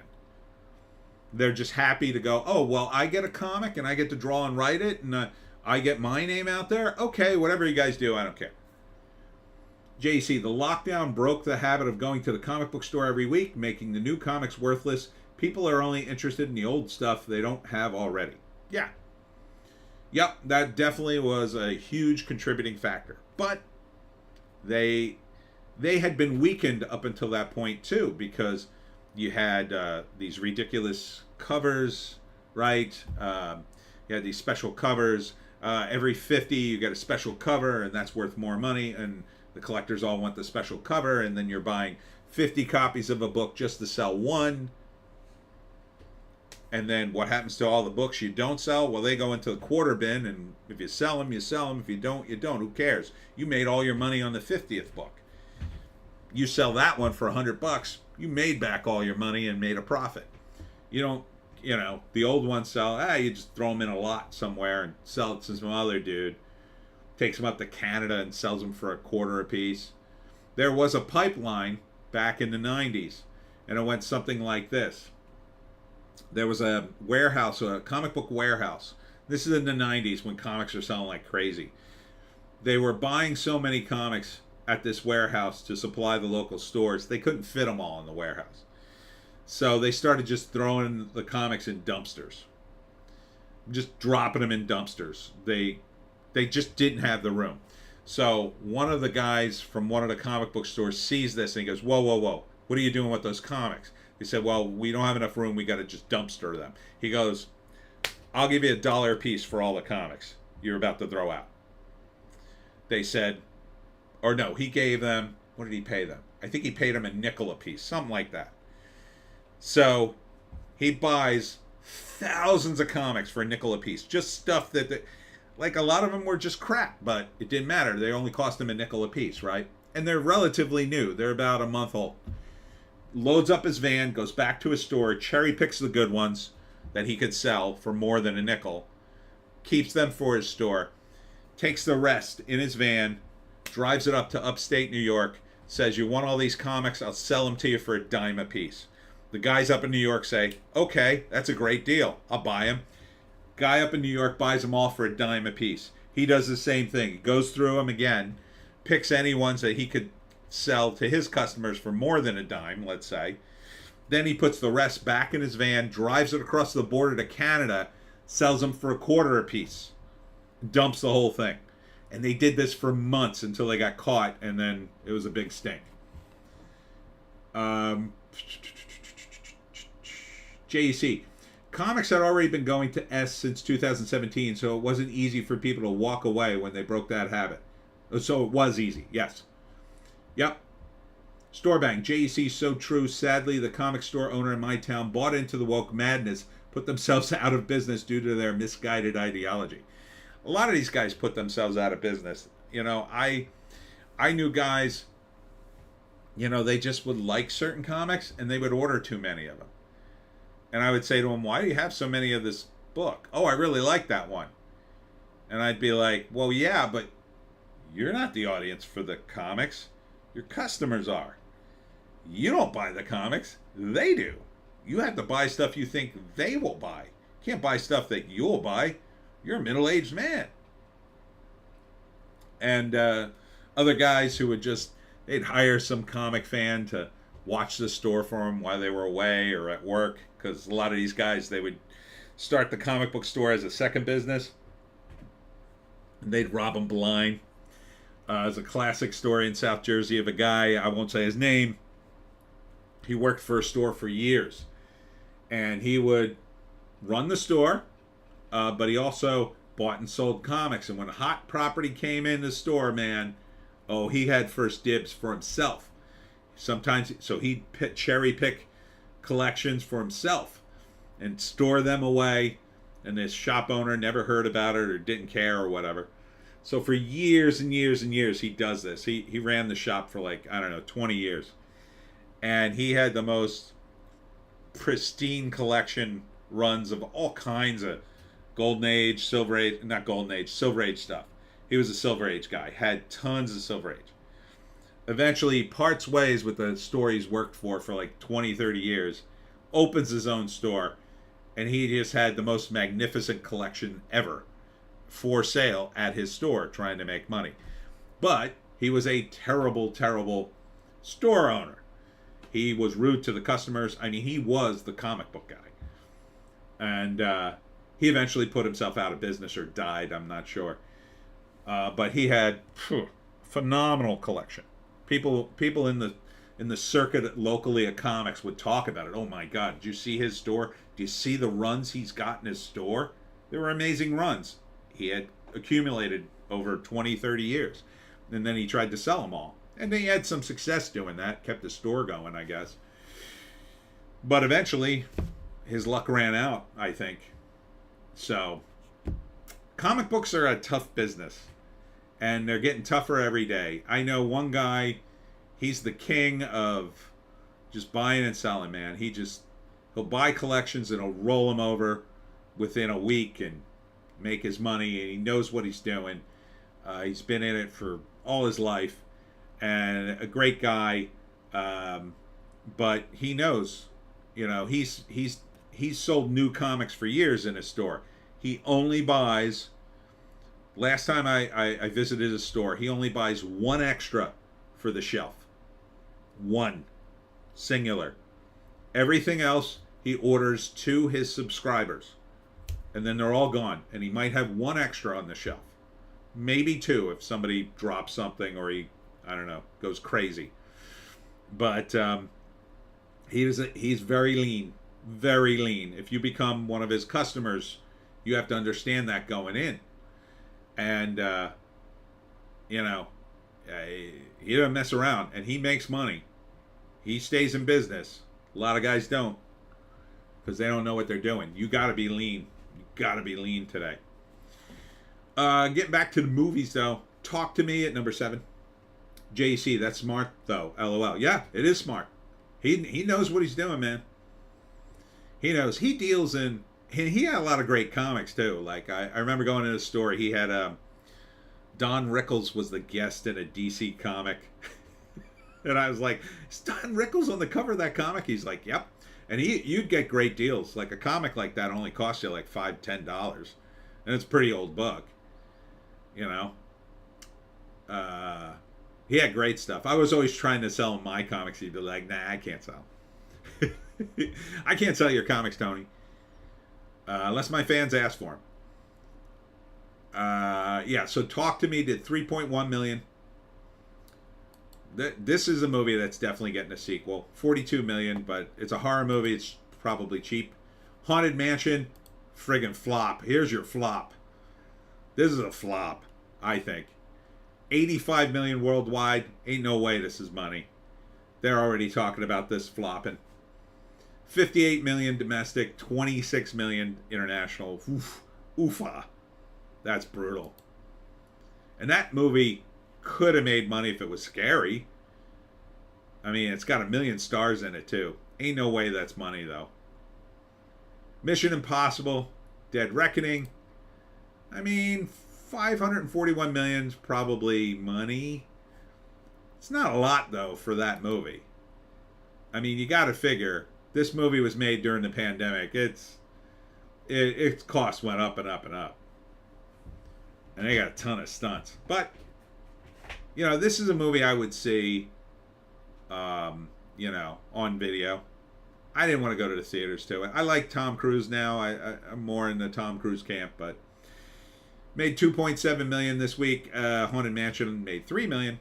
Last Voyage of the Demeter, man, this was a disappointment. Drops from 5 to 10.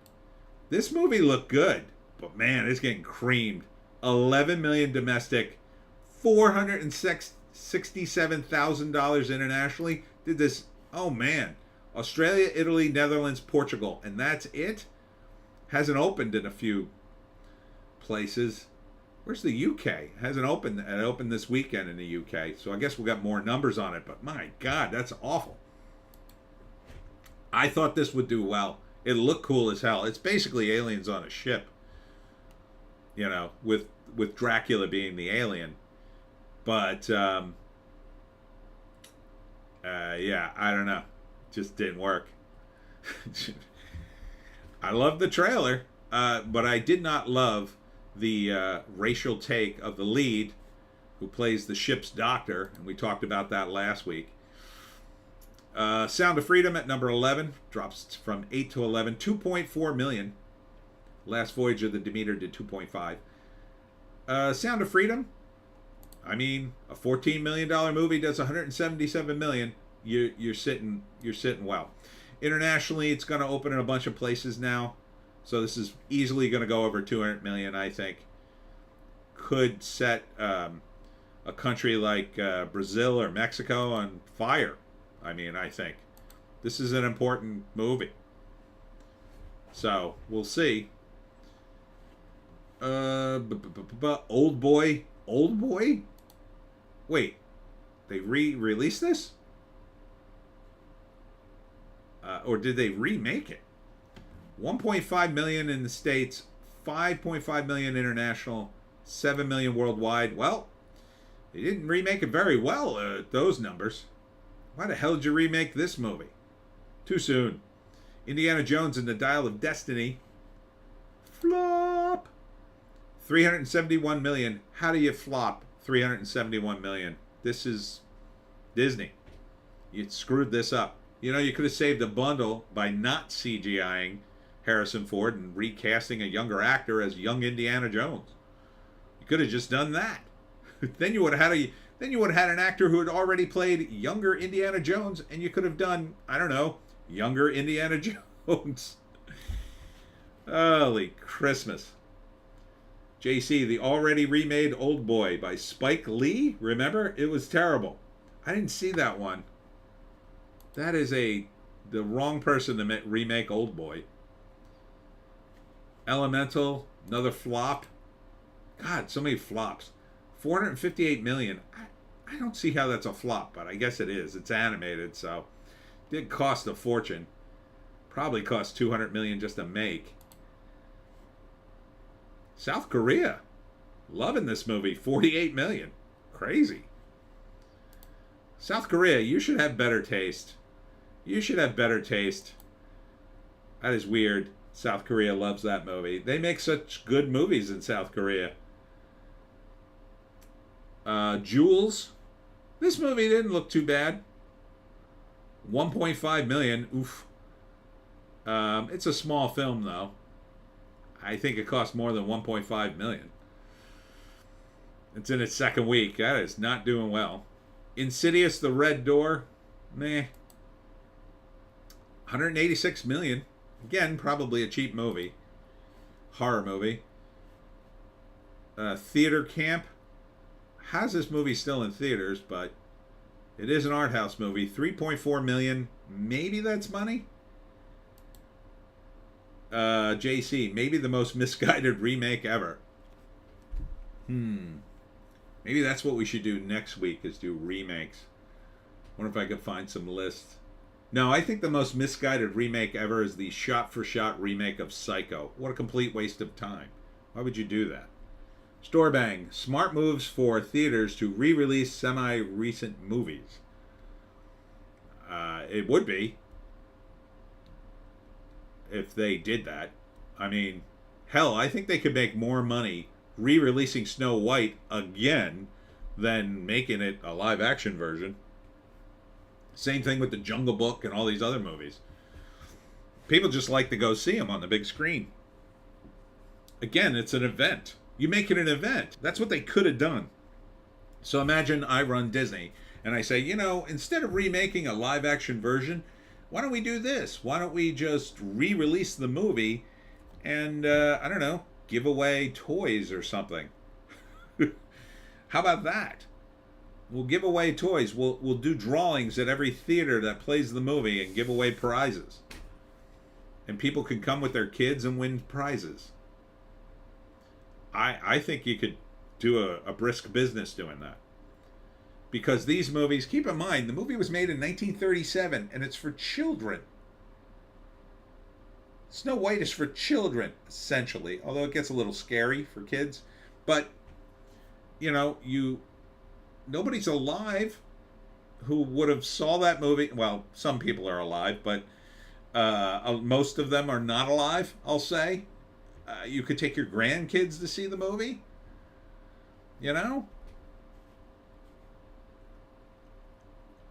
Storebang, effing great idea. I know, I'm full of them, aren't I? Spider-Man Across the Spider-Verse. God, this movie's still in theaters. What the F? 683 million. That's money. Probably money. Landscape with Invisible Hand. This is the weirdest name movie ever. I did do a trailer analysis of this. $93,000. Oof. How many theaters? 304. Ooh, that's not good. That is very not good. That is not doing well. I think it's the title. It's really not a good title. Landscape with Invisible Hand. I remember not liking the trailer. I don't remember what the movie's about. Cat Video Fest is in its third week and has not done well. Gee, I wonder why. $320,000 to go watch cat videos in a movie theaters? Who would want to do this? This is the dumbest idea ever. No, thank you. Little Mermaid, still in 40 theaters. 562 million. They're saying this is a flop too. I mean, you're spending way too much money, Disney, on movies if that's a flop. Day by Day, I don't know that one. Second week.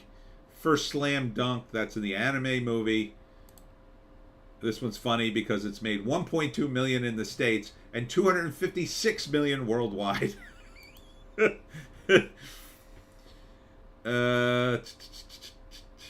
JEC, Cat Video Fest is more of a 2013 idea. Yeah, maybe in 2013 there'd still be enough people who don't really watch videos on the internet that would go to the movie theater, I guess, but really it's a 2003 idea. Asteroid City, still in 44 theaters. I'll wait for video. 48 million. It's a shame. I feel bad for Wes Anderson, but he's just one of those auteurs. Now, here's the Super Mario Brothers movie, still in a few theaters. Now, Super Mario's already at 1.357 billion, excuse me. So, I don't know. Barbie could surpass it. I mean, there's still enough time. Next weekend, I mean, it's probably going to be 10 million for Barbie. So, 10, I don't know. Yeah, it could surpass Mario Brothers. I mean, I'm sure the toy's doing okay. And The Unknown Country, I don't know. I don't remember that one. Did 33,000 domestic? Jesus. Oof. God. Did that even cover the cast party?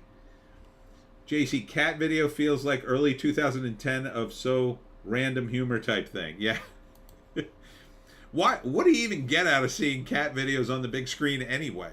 They were probably all shot on a phone or a video camera. Like, what did you bring in your cinematographer to see if your cat would do something cute? I watch cat videos almost every day now.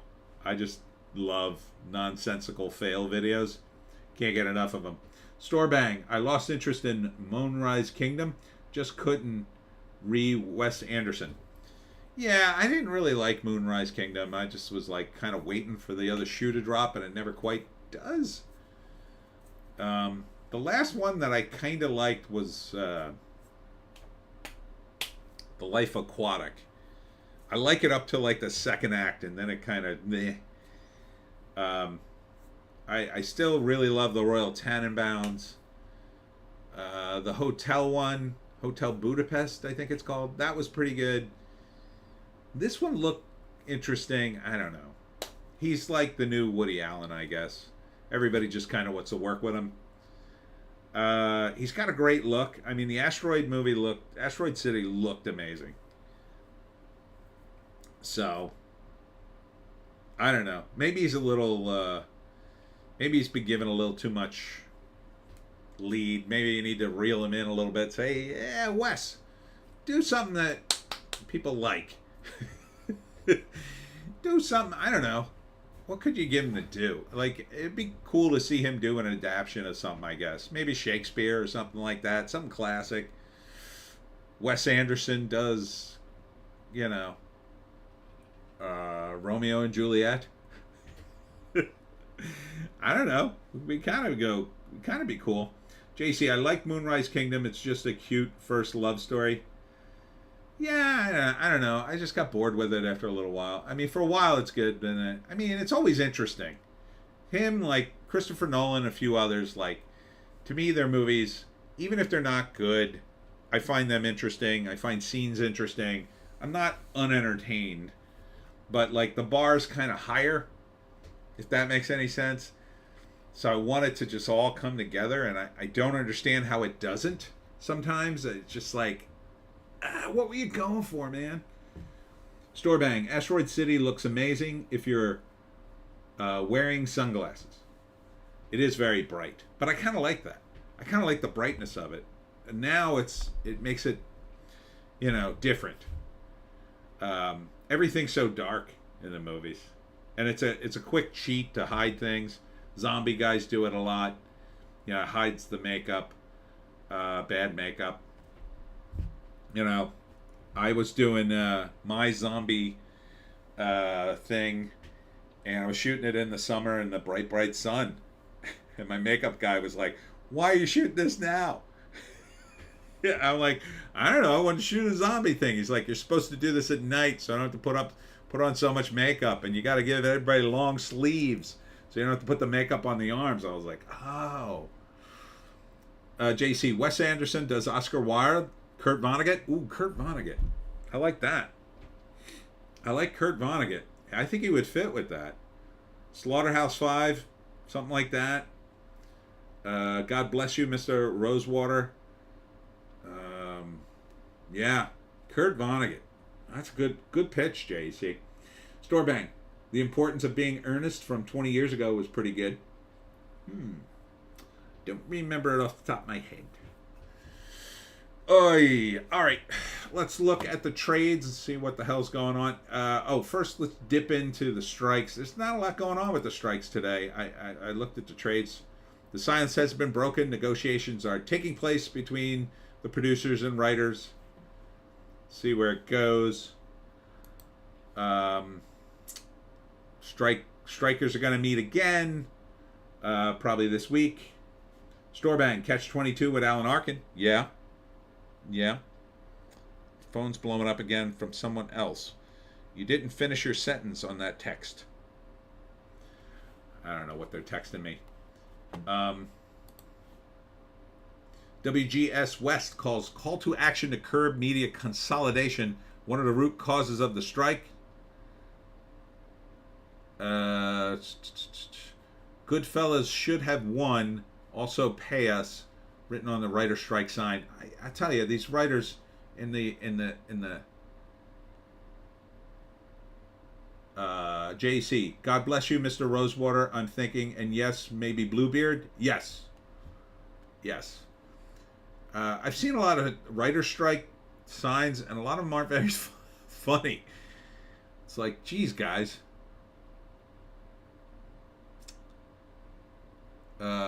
Make the right choice on another sign with the word WRITE. Like, here's the WGA West trying to curb media consolidation. Do you think they have a chance in hell of doing that? The Writers Guild, the West, by themselves, up against billion-dollar companies? Yeah, do you think they have any leverage in that arena? I don't. What leverage do they have? What leverage do you guys have? I said this at the beginning of the strike. Number one, I think the strike was partly a setup by the studios so they could, now it seems to be revealed, cancel a bunch of contracts that they don't want to pay out. Number two, I think they are interested in replacing you at least partly with AI, or they think they can, which is kind of even worse. And number three, you've so poisoned the well, I think, between the writers and the actors and their woke tardetry. They poisoned the well with their fans, like the fans do not care. Now, this poll says 67% of Americans surveyed support the WGA and SAG strikes. But this poll was, I forget who it was, but it was like, it sounded like a progressive group doing the poll. And I don't really believe it's that high. I think maybe it's that high amongst the people they cherry picked for the poll. But even that's not a, I mean, that's, so 33%, like 2/3 of the people support the writers. The other third, go screw. That's a pretty big percentage of your audience saying, yeah, we don't care if you're ever in a union. Store bang. But what about the people that greenlit the BS? You can't, they have the money. Okay? The only thing that impacts them is if something doesn't make money. And the problem now is you have this ESG BS, and that's distorting the marketplace completely. So they are greenlighting stuff they know they shouldn't greenlight. They know it's just like what happened to comics, right? The comics don't make them money anymore. So what do they care if they greenlight a bunch of comics that don't sell? And as far as they're concerned, they're not making enough money anyway. And it's so little money to them comparatively. Who cares if they lose another $100,000 on the comics this quarter? Doesn't matter. They're making millions on the movie. And in the same sort of, so you got the comic industry down here, this tiny little thing. And then you got, I don't know, say Disney or a company like that, way above them. That makes millions, sometimes billions of dollars with their movies and TV shows, right? And you think, okay, well, those guys care about the money, right? Well, now here's an even bigger entity called BlackRock that's come in and said, oh no, if you want the real money, you're going to have to do all this ESG stuff. Oh, okay. Well, we'll sacrifice movies and TV shows to you then. That's fine. You're going to give us the money though, right? Oh, yeah. So that's the way I see it. So what are these writers? They don't stand a chance. Yeah, they can argue to them, hey, you'll make more money if you listen to us to some degree. I don't know about the current writers. But why would they listen? They already got deals behind the scenes you don't even know about, writers. It doesn't even matter what writers there are. It don't matter. These deals are bigger than you. They're buying and selling real estate and solar panel factories in China or whatever. Who the hell knows what they're doing? You think they care about a show that might make them a few million? No, they don't. I don't even think they care about Barbie. Barbie made 1.2 million, maybe 3 million. What do they care about that? The whole company, Warner Brothers isn't even the biggest media company. I know Disney's worth 160 million. I don't even think Warner Brothers is worth that much. Let's see. Warner Brothers value. Let me type that in differently. How much is Warner Brothers worth?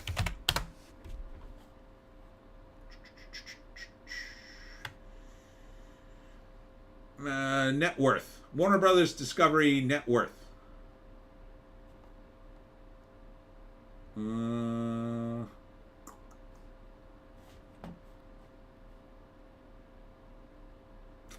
The revenue is $33 billion a year. Let's say. This is broadcast, radio, and TV. $33 billion a year. That's pretty good. Sounds like a lot of money to you and me. But in the bigger scheme of things, $1 trillion, that's like a drop in the bucket. JC, is there still a hurricane heading to LA? Storebang, just a tropical storm at this point. Yes, it was finally downgraded. But I did have a video to show you. Where the heck is it now? Yes. This is LA. So you can see there's lots of water in the street. And it's just a river, a little bit of a river in the street. This is LA. This is almost unheard of. This is a JC, 30 trillion. BlackRock? That has to be BlackRock. That can't be Warner Brothers. So yeah, this is LA. That is a lot of water from LA. I lived in LA. It rained one time. It rained one time in LA while I was there. And JC, give the homeless a bath at least. The one time it rained when I was in LA, I was going past Rodale Drive in Beverly Hills for some reason. And I nearly rear-ended a car because it started to rain and people were panicking and like slamming on their brakes in the middle of the street like, oh my God, there's something falling from the sky. I think it's like someone's peeing on me. They went nuts. People pulled over. It was a light rain. Like, it wasn't like a torrential downpour. I was like, what the hell are you doing? People were pulling over. Oh my God, it's raining. I better stop until it stops. They are not good in the rain. They have to be like crazy beside themselves. And that means a lot of flooding too.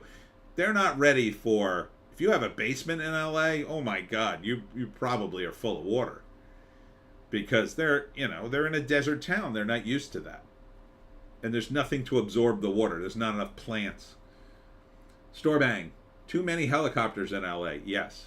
Quite a lot. Feels like you're in a open air prison sometimes. Oh yeah, and the homeless, they gotta be screwed. Oh my God.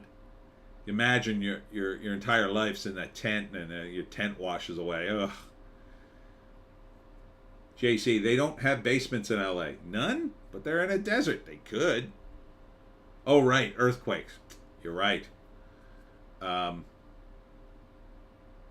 still, though, your whole place could flood under those conditions because there's just nothing.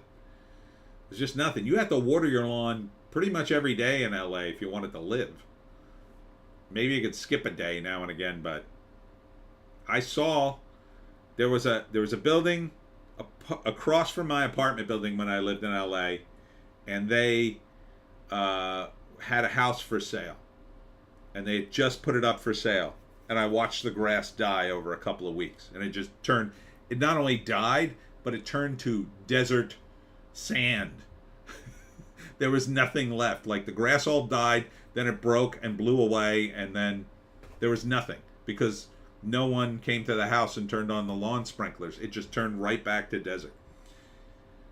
Storebang. Louisiana or Los Angeles, no basements Just kidding.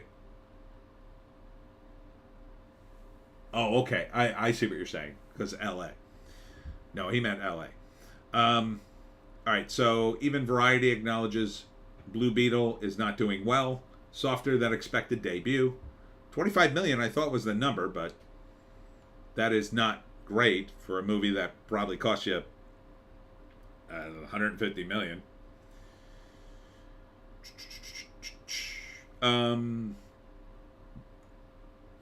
Christopher Nolan's Oppenheimer surpasses 700 million globally. RuPaul's Drag Race season 15 winner Sasha Colby dreams of starring in rom-com with trans lead. Ooh, this is what they're covering over at Variety, everyone. Ooh, this is what they think is hip and cool. This is Southern California. This is LA. This is why they're going broke. This is why they're completely out of touch. Imagine being in a Variety office talking about this piece. Oh, we're going to do a piece on RuPaul's Drag Race season 15 winner. She's talking about doing a rom-com with a trans person. Oh, I like. Yeah, let's get that article written. We'll put you on the front page. Imagine thinking that's going to appeal to anybody other than... Now, granted, Variety is a pretty narrow. It's supposed to be about the industry. But, Store Bang. Oh. Imagine thinking this... Who is the audience here? It's just the entertainment guys. Imagine thinking this will be a good TV show. Yeah, this will really play in the sticks.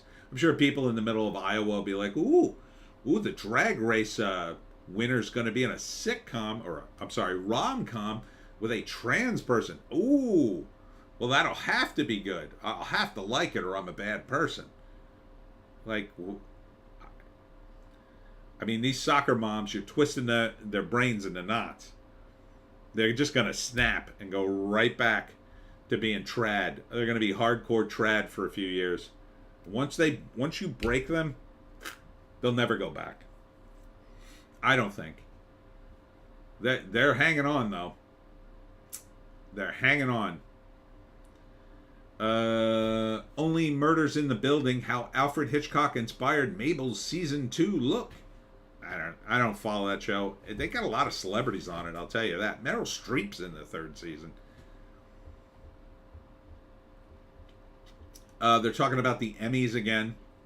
I mean, like, people aren't watching TV. Like, how many people are not going to watch the Emmys is even higher, I think.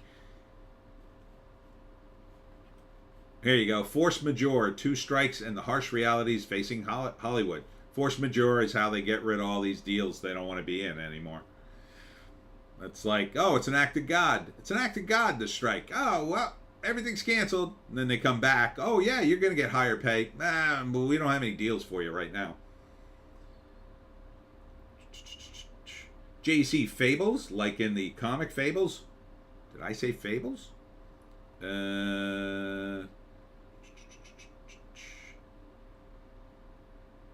I don't know what I said. I don't remember saying Fables. Did I say Fables? I said force majeure.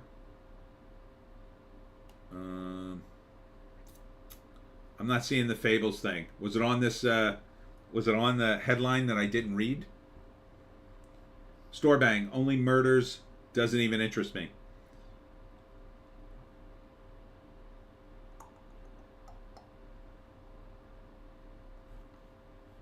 I'm not seeing the Fables thing, JEC. I'm not sure what you're referring to. Arden is here. Greetings, Arden. Greetings. I heard Fables. Never mind. No worries. Moving on to Bounding into Comics. Oh, man, this headline. It just drove me nuts. Alec Baldwin compared Argentinian presidential candidate Javier Milei to suspected Gilgo Beach serial killer Rex Humerman.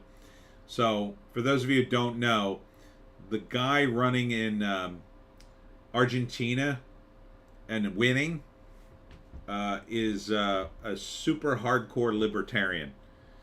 And he may win the election. assuming they don't assassinate him. And Alec Baldwin decided to weigh in. Now, follow this. Alec Baldwin, the guy who shot a woman on the set of a movie and killed her, probably by accident, is comparing a political guy in another country because he doesn't like him to a serial murderer. Wrap your brain around that. Ardent, The Fables is a great Newfoundland tradition. Folk band. Oh. Ardent, Baldwin may be getting charged again. Yes, I did read that headline as well. If they want to get you in this country, apparently they just keep going back, which shouldn't be right. But there's some other way to charge him, I guess.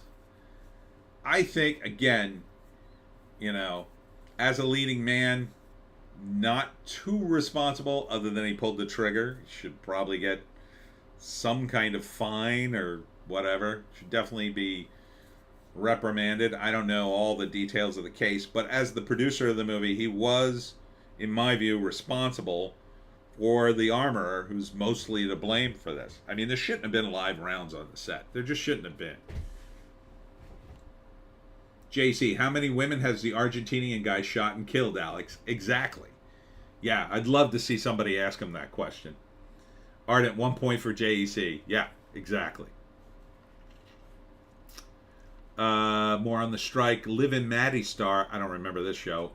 Joey Bragg accuses Disney of exploiting loophole to avoid compensating full WGA rates to Disney Channel stars.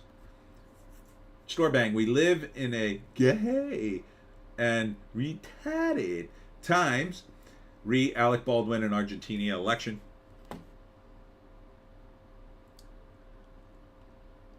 And here's the update on the Marvels.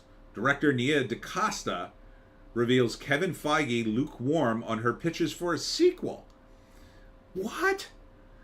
Says success of a female-led films now depends on whether or not the movie's good. What? How dare they require that merit happen for women? Women obviously don't need merit. They just need what they're entitled to, because as we all know, all women are great. They were all great. It was just men holding them back. I don't know. Let's just cut all the women loose for a year, see how they do. Let's just give them a state. Say here you could have I don't know, what state would we give them? Let's give them one of the empty ones. I don't know.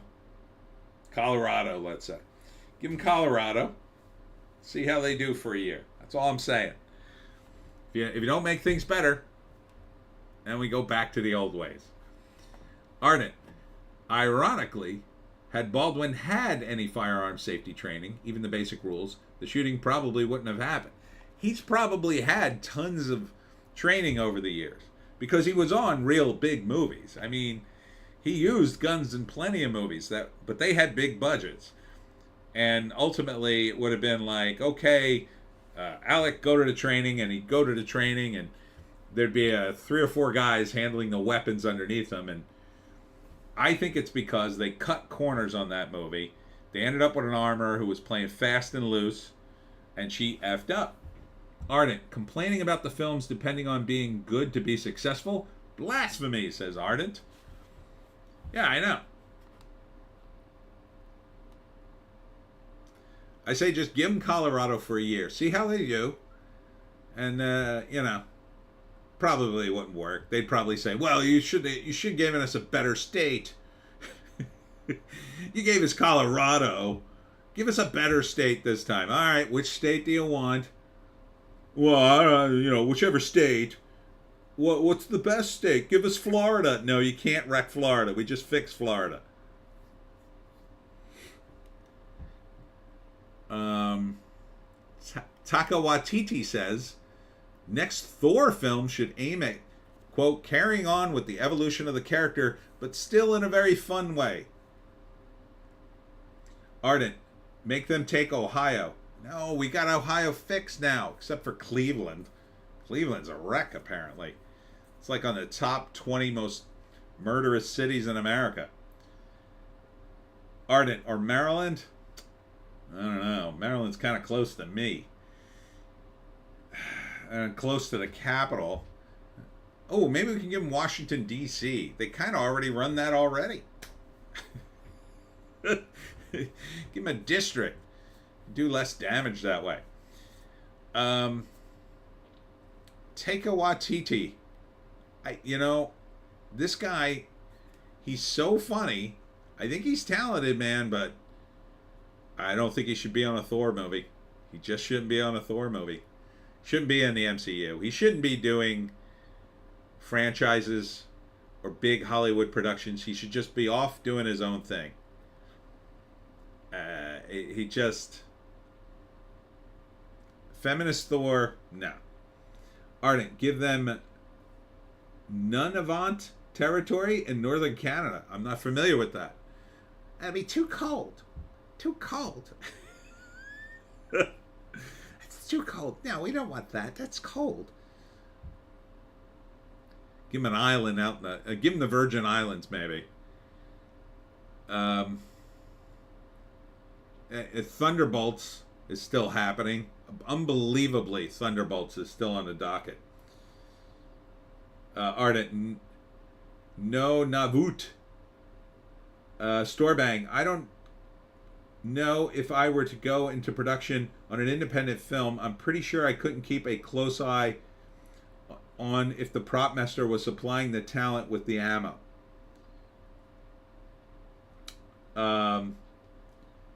Yeah, but like there should be no live ammo on the set.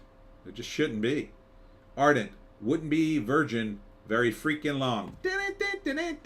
Ardent.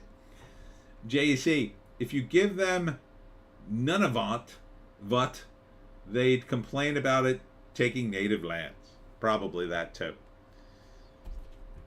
Thunderbolts director Jake Shearer says movie has a very different perspective than maybe people are expecting. Thunderbolts, everybody. The movie you should have never greenlit. I don't know why you greenlit this movie. This to me is like the project that proves that nobody in Hollywood understands comics at all. Like this is not a... You could not make Thunderbolts work. In my view, it's just another IP they're trying to trot out. Ardent says fair point, JEC. Yeah, this only worked in comics. They kept it secret. It worked. It was a good little series. You might have been able to do it if the MCU was holding together. It's not. There's a completely insane attempt to leverage David Harbour and his career. I don't know why he'd want to do it, but I guess because they're paying him money and he's got a character in the MCU. Ardent, who's the big blonde guy in the Thunderbolts pick? The one in the center is the chick from there's the new Black Widow. Are you making a joke about her looking like a guy? The whole thing is just... It's just a bad idea. And I'm going to skip the Rachel Zegler headline because we've done enough on Rachel Zegler at this stream. This is abounding in the comics, by the way. They were on fire this week. Sydney Sweeney defends herself against accusations of being... Which is good because she's supposed to be Barbarella. And she is a smoking hot Barbarella, isn't she? Who is the big blonde guy in the Thunderbolts pick? Ardent, know the one to her other side from the USA agent?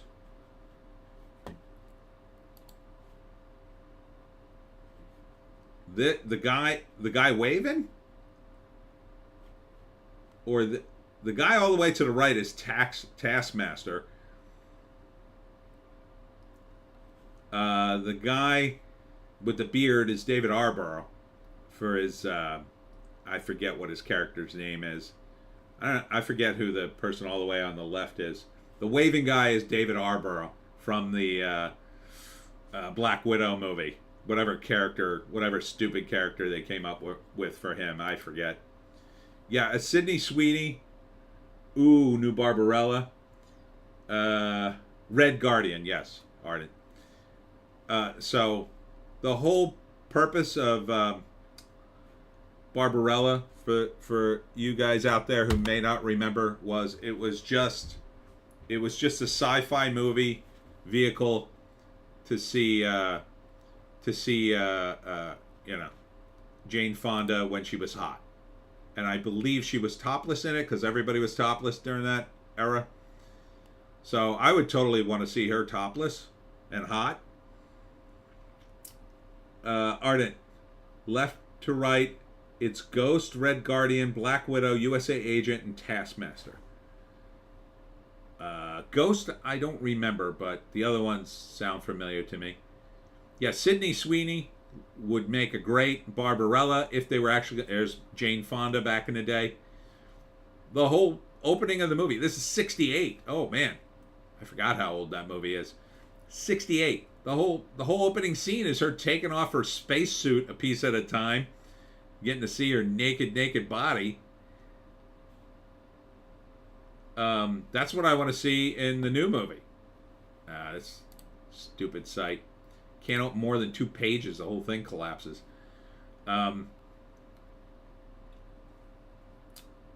JC, Ghost was in Ant-Man. Super forgettable. I don't remember who Ghost is. Ardent, Ghost was the phasing bad guy played by Hannah John Carmen in the second Ant-Man movie. Oh, God, I saw the second Ant-Man movie and I don't remember it. Jeez. This is your boy Zach, Richard C. Meyer, saying that Marvel and DC, the comic book equivalent of a gay bar. Sounds like he's just trying to get clicks at this point. But I don't have nothing against your boy Zach. I think he needs better writers, though. Ardent, LOL, yes, very forgettable. I think just like everybody else in comics, they forget about the writers. It's a shame. I think some of the characters are cool, some of the independent stuff.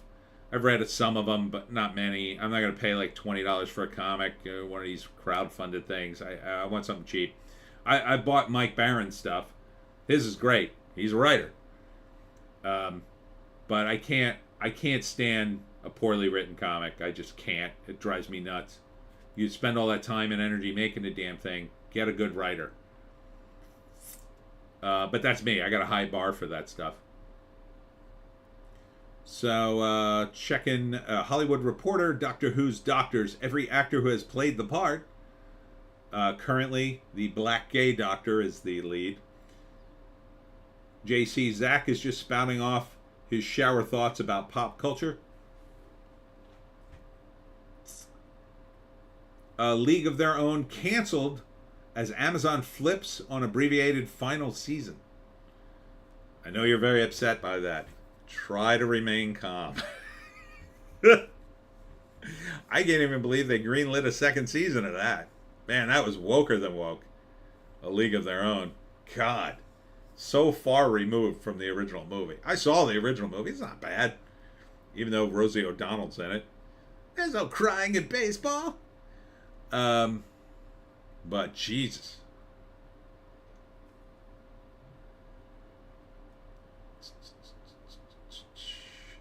Oh, and this will probably be a controversial headline. I don't know if you guys saw this. James Gunn says he's not making a young Superman movie despite ditching Henry Cavill. A lot of people very upset by that statement. And I'll say it again. James Gunn should shut up and stay off of social media. He really should. There's absolutely no reason for this. He should have just said, hey, we're doing some retooling. We'll be back with more later when I have some stills and we cast the new Superman, and that's it. And just don't tell it. There is value in silence. Watch, I'll demonstrate.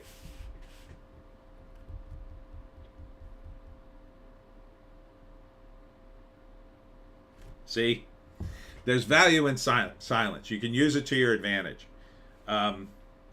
It just... Speaking of spouting off, shower thoughts. James Gunn should stop. He really should. He's going to paint himself into a real corner, and then he's going to not be happy. Ardent, dead air terrifies Hollywood. I know, and like you can kind of understand it if you're out there, because the moment you stop talking, somebody else steps up and takes your spot. But when it comes to entertaining the fans, they're different, and you're talking to the guys at the studio are different than talking to the fans, and that's all there is to it. Yeah, you gotta be a hustler behind the scenes. You really got to make it. But when you're talking to the fans or you're doing an entertainment thing, it's different. These are not people who are spun up and everything. This is part of the reason Hollywood's so insular and tone deaf. They're caught up in all this woke trend. Everybody out in the rest of the world is like, what? What are you talking about?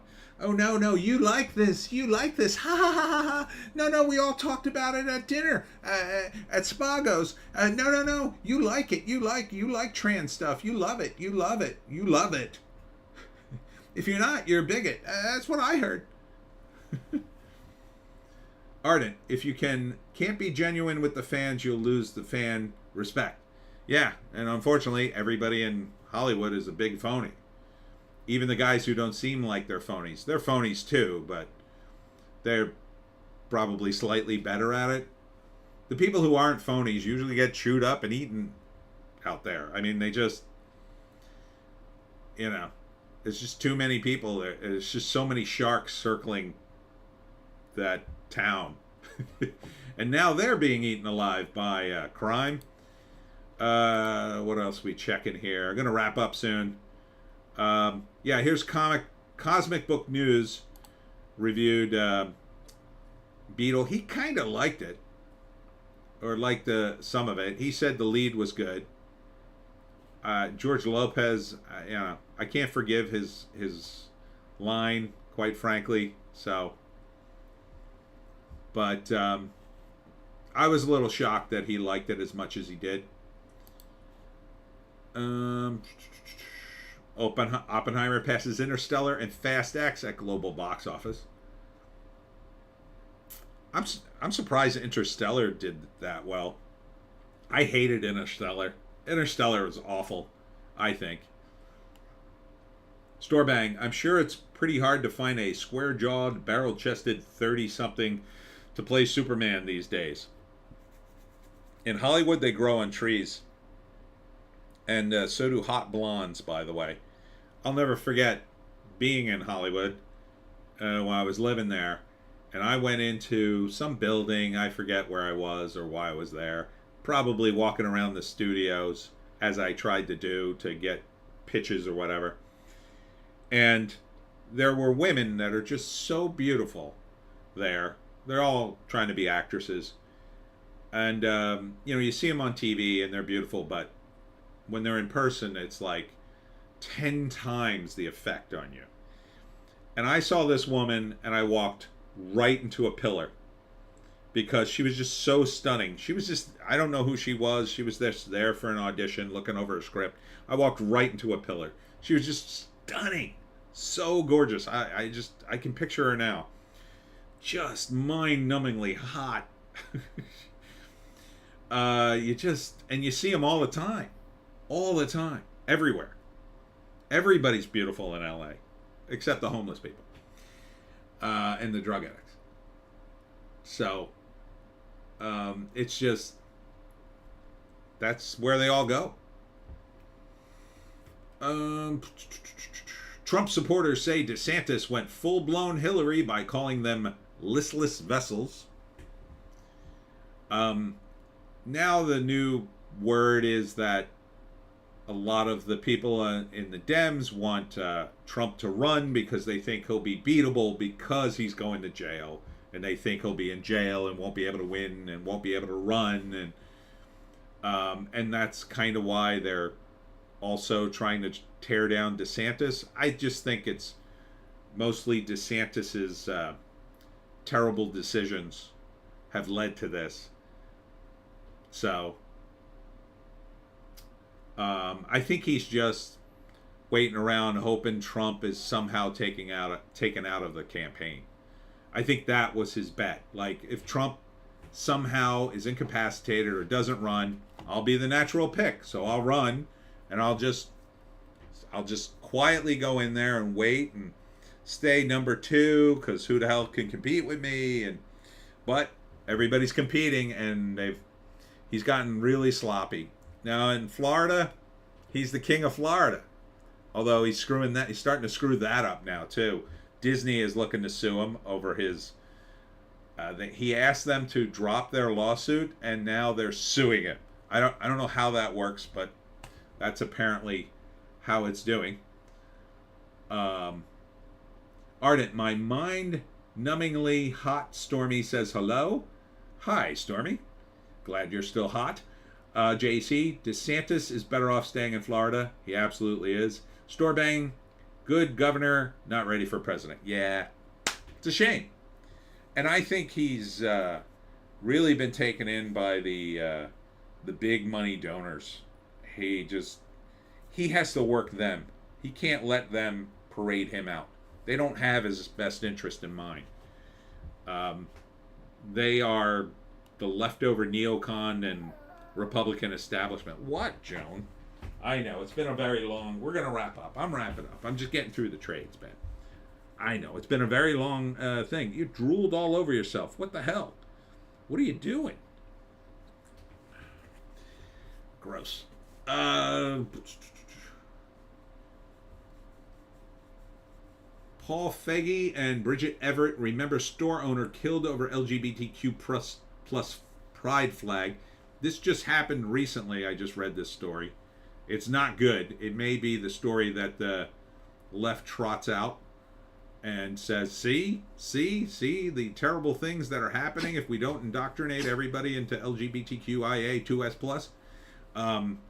But it's not getting a lot of traction for some reason. I think it's just because crime is rampant. Joan, you're showing everybody your butt. Just stay here. Just stay here.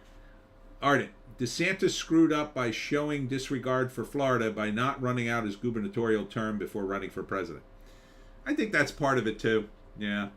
Some people definitely, there was some resentment from that from people in Florida. I'll tell you who hates Trump and loves DeSantis on Twitter is Sal the Agorist. Man, he just goes after Trump every day, it seems. And he's been trying to push DeSantis. Some of the other Twitter guys tried to push DeSantis. Cat Turd did. And now even Cat Turd is out. He's going with Trump. It's like, it's over, dude. Like, it's over. It's Trump or nobody at this point. I think, though, Vivek Ramaswamy could be a good VP. Sorry to get all political towards the end here, but you know I can't help myself. JC, plus every time they try and hype up a hate crime, it turns out to be BS. That is true. Maybe that's why they haven't done it yet. They're still investigating. I don't know. Sal is funny, but he's got terrible TDS. Yeah, that's what I feel like. Like, dude, you're so funny. Just relax. WGA and SAG-AFTRA cancel Monday strike pickets ahead of tropical storm hitting Los Angeles. I mean, yeah. I guess you don't have umbrellas. These guys, they would cancel the strike if there wasn't enough safety precautions for the strike, which I don't understand. Like, you're talking about a history of unions where people got killed in fights for labor disputes. And these guys were like, well, there's not enough safety cones. We can't possibly strike today. It's like, I think I'd show up in the rain to show my dedication. Not a good look, I'd say. And look, if it was going to be a hurricane, I get it, but I think you should show up anyway. JC, I liked DeSantis more, but the way they're going after Trump, I want him to win just to stick it to them all. Yeah, definitely on board with that part of it as well. Ardent spite, it's a beautiful thing. Um, yeah, it's really bringing. I know a DeSantis fan in my family who called me up one day and just out of the blues like, that's it, I'm on board with Trump now. Too many indictments. I'm like, okay, fantastic. I gave him back his Trump card. Let's see. Joan, I'm going to keep you up here because I don't trust you now. You ruined it last time. I'm just about to wrap up, so just hang out. Just hang out here. We're going to wrap this puppy. Post millennial, I had one. Oh, Tim Pool, Benny Johnson offered $10,000 reward for information leading to arrest of Trump sign arsonist. This is a video of a guy who lit a Trump sign on fire. So good on Tim Pool. And who's the other guy? I don't know the other guy. Benny Johnson. I'm not sure who he is. I think I may see him on Twitter. So good on you. Storebang. It's the most limp-wristed protation ever. Oh, protest ever. Recones. It's more performative activism. Yeah, it feels that way when you don't show up. They were worried about traffic in the street. Like, there's a sidewalk, right? I mean, there's got to be some way you could protest still. Go on their property and get arrested. Ardent, the Democrats have vowed to indict as many of their political opponents as it takes to defeat fascism. JC, I just wonder how all these wildfires are starting. Yeah, that is, I think they're being set, but what do I know? I just make comics and books. YouTube. Ardent, arson and mismanagement. Storebank, sorry, protestation. Yeah, I mean, I was saying earlier in my news blast, it seems like every time there's a Hunter Biden scandal, there's a new indictment of Trump. Every time there's some problem in Canada politically, there's a new fire. So it might be that. I don't think it's Chinese space lasers. I think it's a lot easier to start a forest fire in the middle of summer in North America, the old-fashioned way, by hiring scumbags.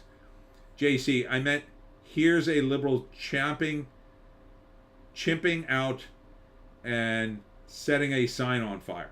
Yes. Ardent, or Trudeau goes on vacation. Let's see. Charles Schultz's son, hopeful for new Peanuts movie. Nothing is off the table. The last one didn't look awful, I don't think.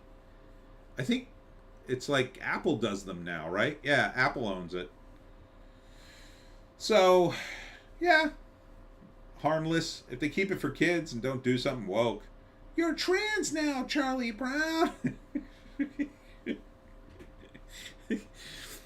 Happy transition, Charlie Brown. JC, it'd be easier for the Chinese to set fires with flint and stone. You know how many Chinese live in BC? I do not, but I imagine quite a few on the West Coast. Ardent, Snoopy versus the Red Baron movie, when? I'm not sure what the plot of that movie would be, but it would be fun if they got the song. Joan, I'm not letting you down. Gonna have to wrap this. Suicide Squad director regrets Jared Leto's Joker tattoo, damaged tattoo on the Joker. Think you ought to maybe just regret the whole movie at this point. Doorbang, Charlene Brown, LOL. Ardent, Vancouver is AKA Hongcouver. Lots of Chinese. Really? JC, I got a top surgery Charlie Brown. Jesus. Oh, now I get the hiccups. All right, I got to wrap up. Let's see. I think that's about it. OMG LM Lamafo Ardent. Old Boy crushes it. 20th anniversary re-release. Okay, so that was a re-release. Top 1 million first week. Okay. Yeah, that's fine. Re-releasing. I think they should do more re-releases, especially now. They don't have any good movies out. Ardent, have a good week, man. Sorry I was so late. No worries, Ardent. Thanks for stopping by. Yeah, I think that's it. All right, I'm going to wrap it here. So, final thoughts. What did we learn today, Joan? What did we learn? I think we learned that Hollywood still has lots of problems. The comic book industry still has lots of problems. Blue Beetle was meh. Box office is very fickle. You never know where it's going to go. I did not think Barbie would do as well as it has done. I certainly wouldn't have bet money that it would beat Mario. I don't think it has yet. And I think that it still may not, but it's looking like it could. You know. And the other stuff we talked about, comics mostly. Yeah, it's just, it's a mess. That's why I make my own stuff at the Pineys, at thepineys.com.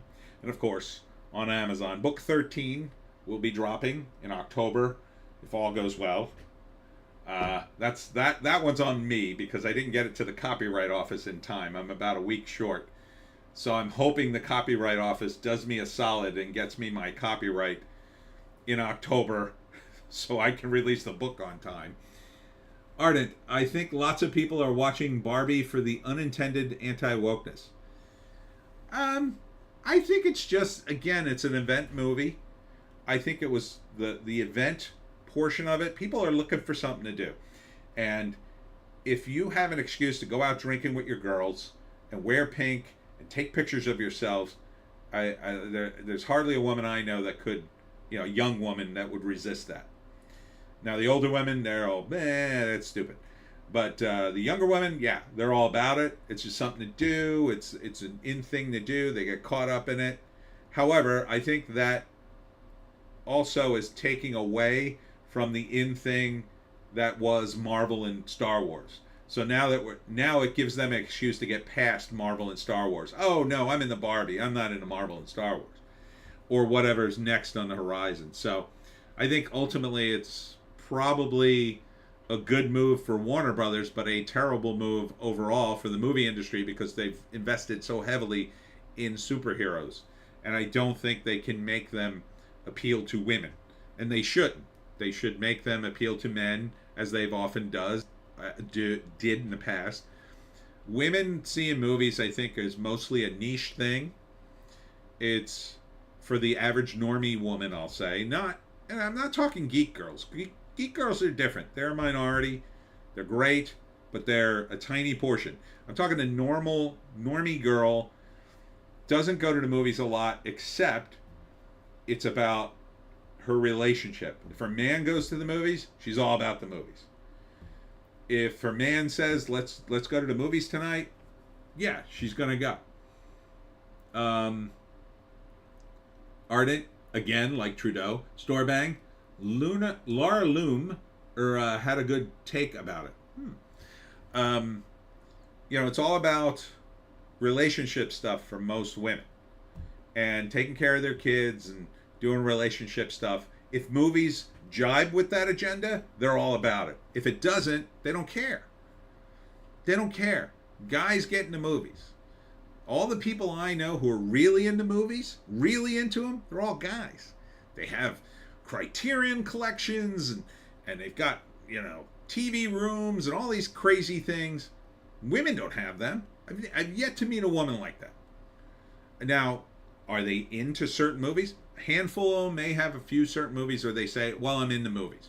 But their version of being into movies is they've got 10 movies they really, really like, or a genre. Maybe they're into Alfred Hitchcock or something, and that's it. And again, they've got different priorities. They're just wired differently. So the idea that you can create franchise after franchise for women, you can if you can make that the popular thing, because they like being popular too. So if it's popular and fun and they could go with their girlfriends or whomever, it doesn't matter. If it's the end thing, sure, they'll go. You made that, you somehow made that with Marvel and Star Wars. You could have done it with anything, really. It was the dumb thing to do to sacrifice Marvel and Star Wars just to get their money, because you already had money. You already had most of their money anyway, because guys were into it and they would drag their girlfriends and wives along. Now you've got a different era, and now you're going into, I guess, Barbie land. That's going to take away from, I think, Marvel and DC and Star Wars. Storebang, like all my scripts fail the Bechdel test. Yes. Ardent, good. The Bechdel test is stupid anyway. And it's totally fake. Women like stories about relationships. So, a story about a woman who has a relationship with a man, they like that. They like that. There's a tiny minority of women who don't like that. They either hate men, or maybe they're gay and hate men or whatever. That's a very tiny minority. Most women love movies about relationships. They love them. They love love stories. I think that's why a lot of them are getting mad at Snow White. Oh, that's what we talked about. We talked about Snow White. Yeah, see how I wrapped it all around? See, I've done improv long enough. Give me enough time and I'll wrap it all around. So now I'm going to wrap it all with Rachel Zegler. This is why you shouldn't use Rachel Zegler as the poster child for this movie. She just doesn't get it. And she's just like any other woman. She's totally into her boyfriend, I'm sure. Whether he's the fake one or some other guy she's shacking up with, who knows. And, you know, at some point, she's going to retire from all this, and she'll write a book and say, oh, she'll give an interview about how terrible it was. And she didn't really want to say all that about Snow White, but she had to. And she does believe in true love. And now that she has 2 kids, and now she's 46, looking back on it, it was stupid and blah, blah, blah, blah, blah. Meanwhile, for some reason, we're listening to people at her age. When I was young, I was the guy who would stand up and say, hey, why don't you listen to us? We're young, we're new, we know everything. And people would say, no, we don't listen to you because you're young. And I'd go, that doesn't make any sense. You'll get it. They would say, you'll get it. And I didn't get it. Now I get it. Now I get it. And now there's no old people left to tell the young people, hey, shut up. Shut up, we'll listen to you in 30 years. They've gone along with this trend of listening to the young people. And I blame the CCP. But that's it for me, Tony D and Little Joan. Check us out on Odysee, Bitchute, and Rumble for our more bass takes. If you can find a more bass take than a, what was it? Oh my God, almost 3-hour live stream. You take it. I will be at the Pennsville Book Club on Thursday, the 24th of August. That's at 5:30 p.m. in Fort Mont. Last time we got rained out. It was a big thunderstorm. They assure me there's a roof over the picnic tables, so we'll be there. Hopefully we'll catch good weather. Otherwise, I hope they just move it to a diner or something. On Saturday, I'll be at the Richland Antique Show. That one is outside. Hopefully we'll catch good weather again. That's a great show. Come on out. Saturday. And then at Nerd Fest, the 27th, that is inside, of course. And that should be fun, too. And that will be it for my August. And then next month. So, hope to see you there. And we'll see you. Say goodbye, Joan. Say goodbye. Look to the camera. Do something cute. All right. We'll see you tomorrow.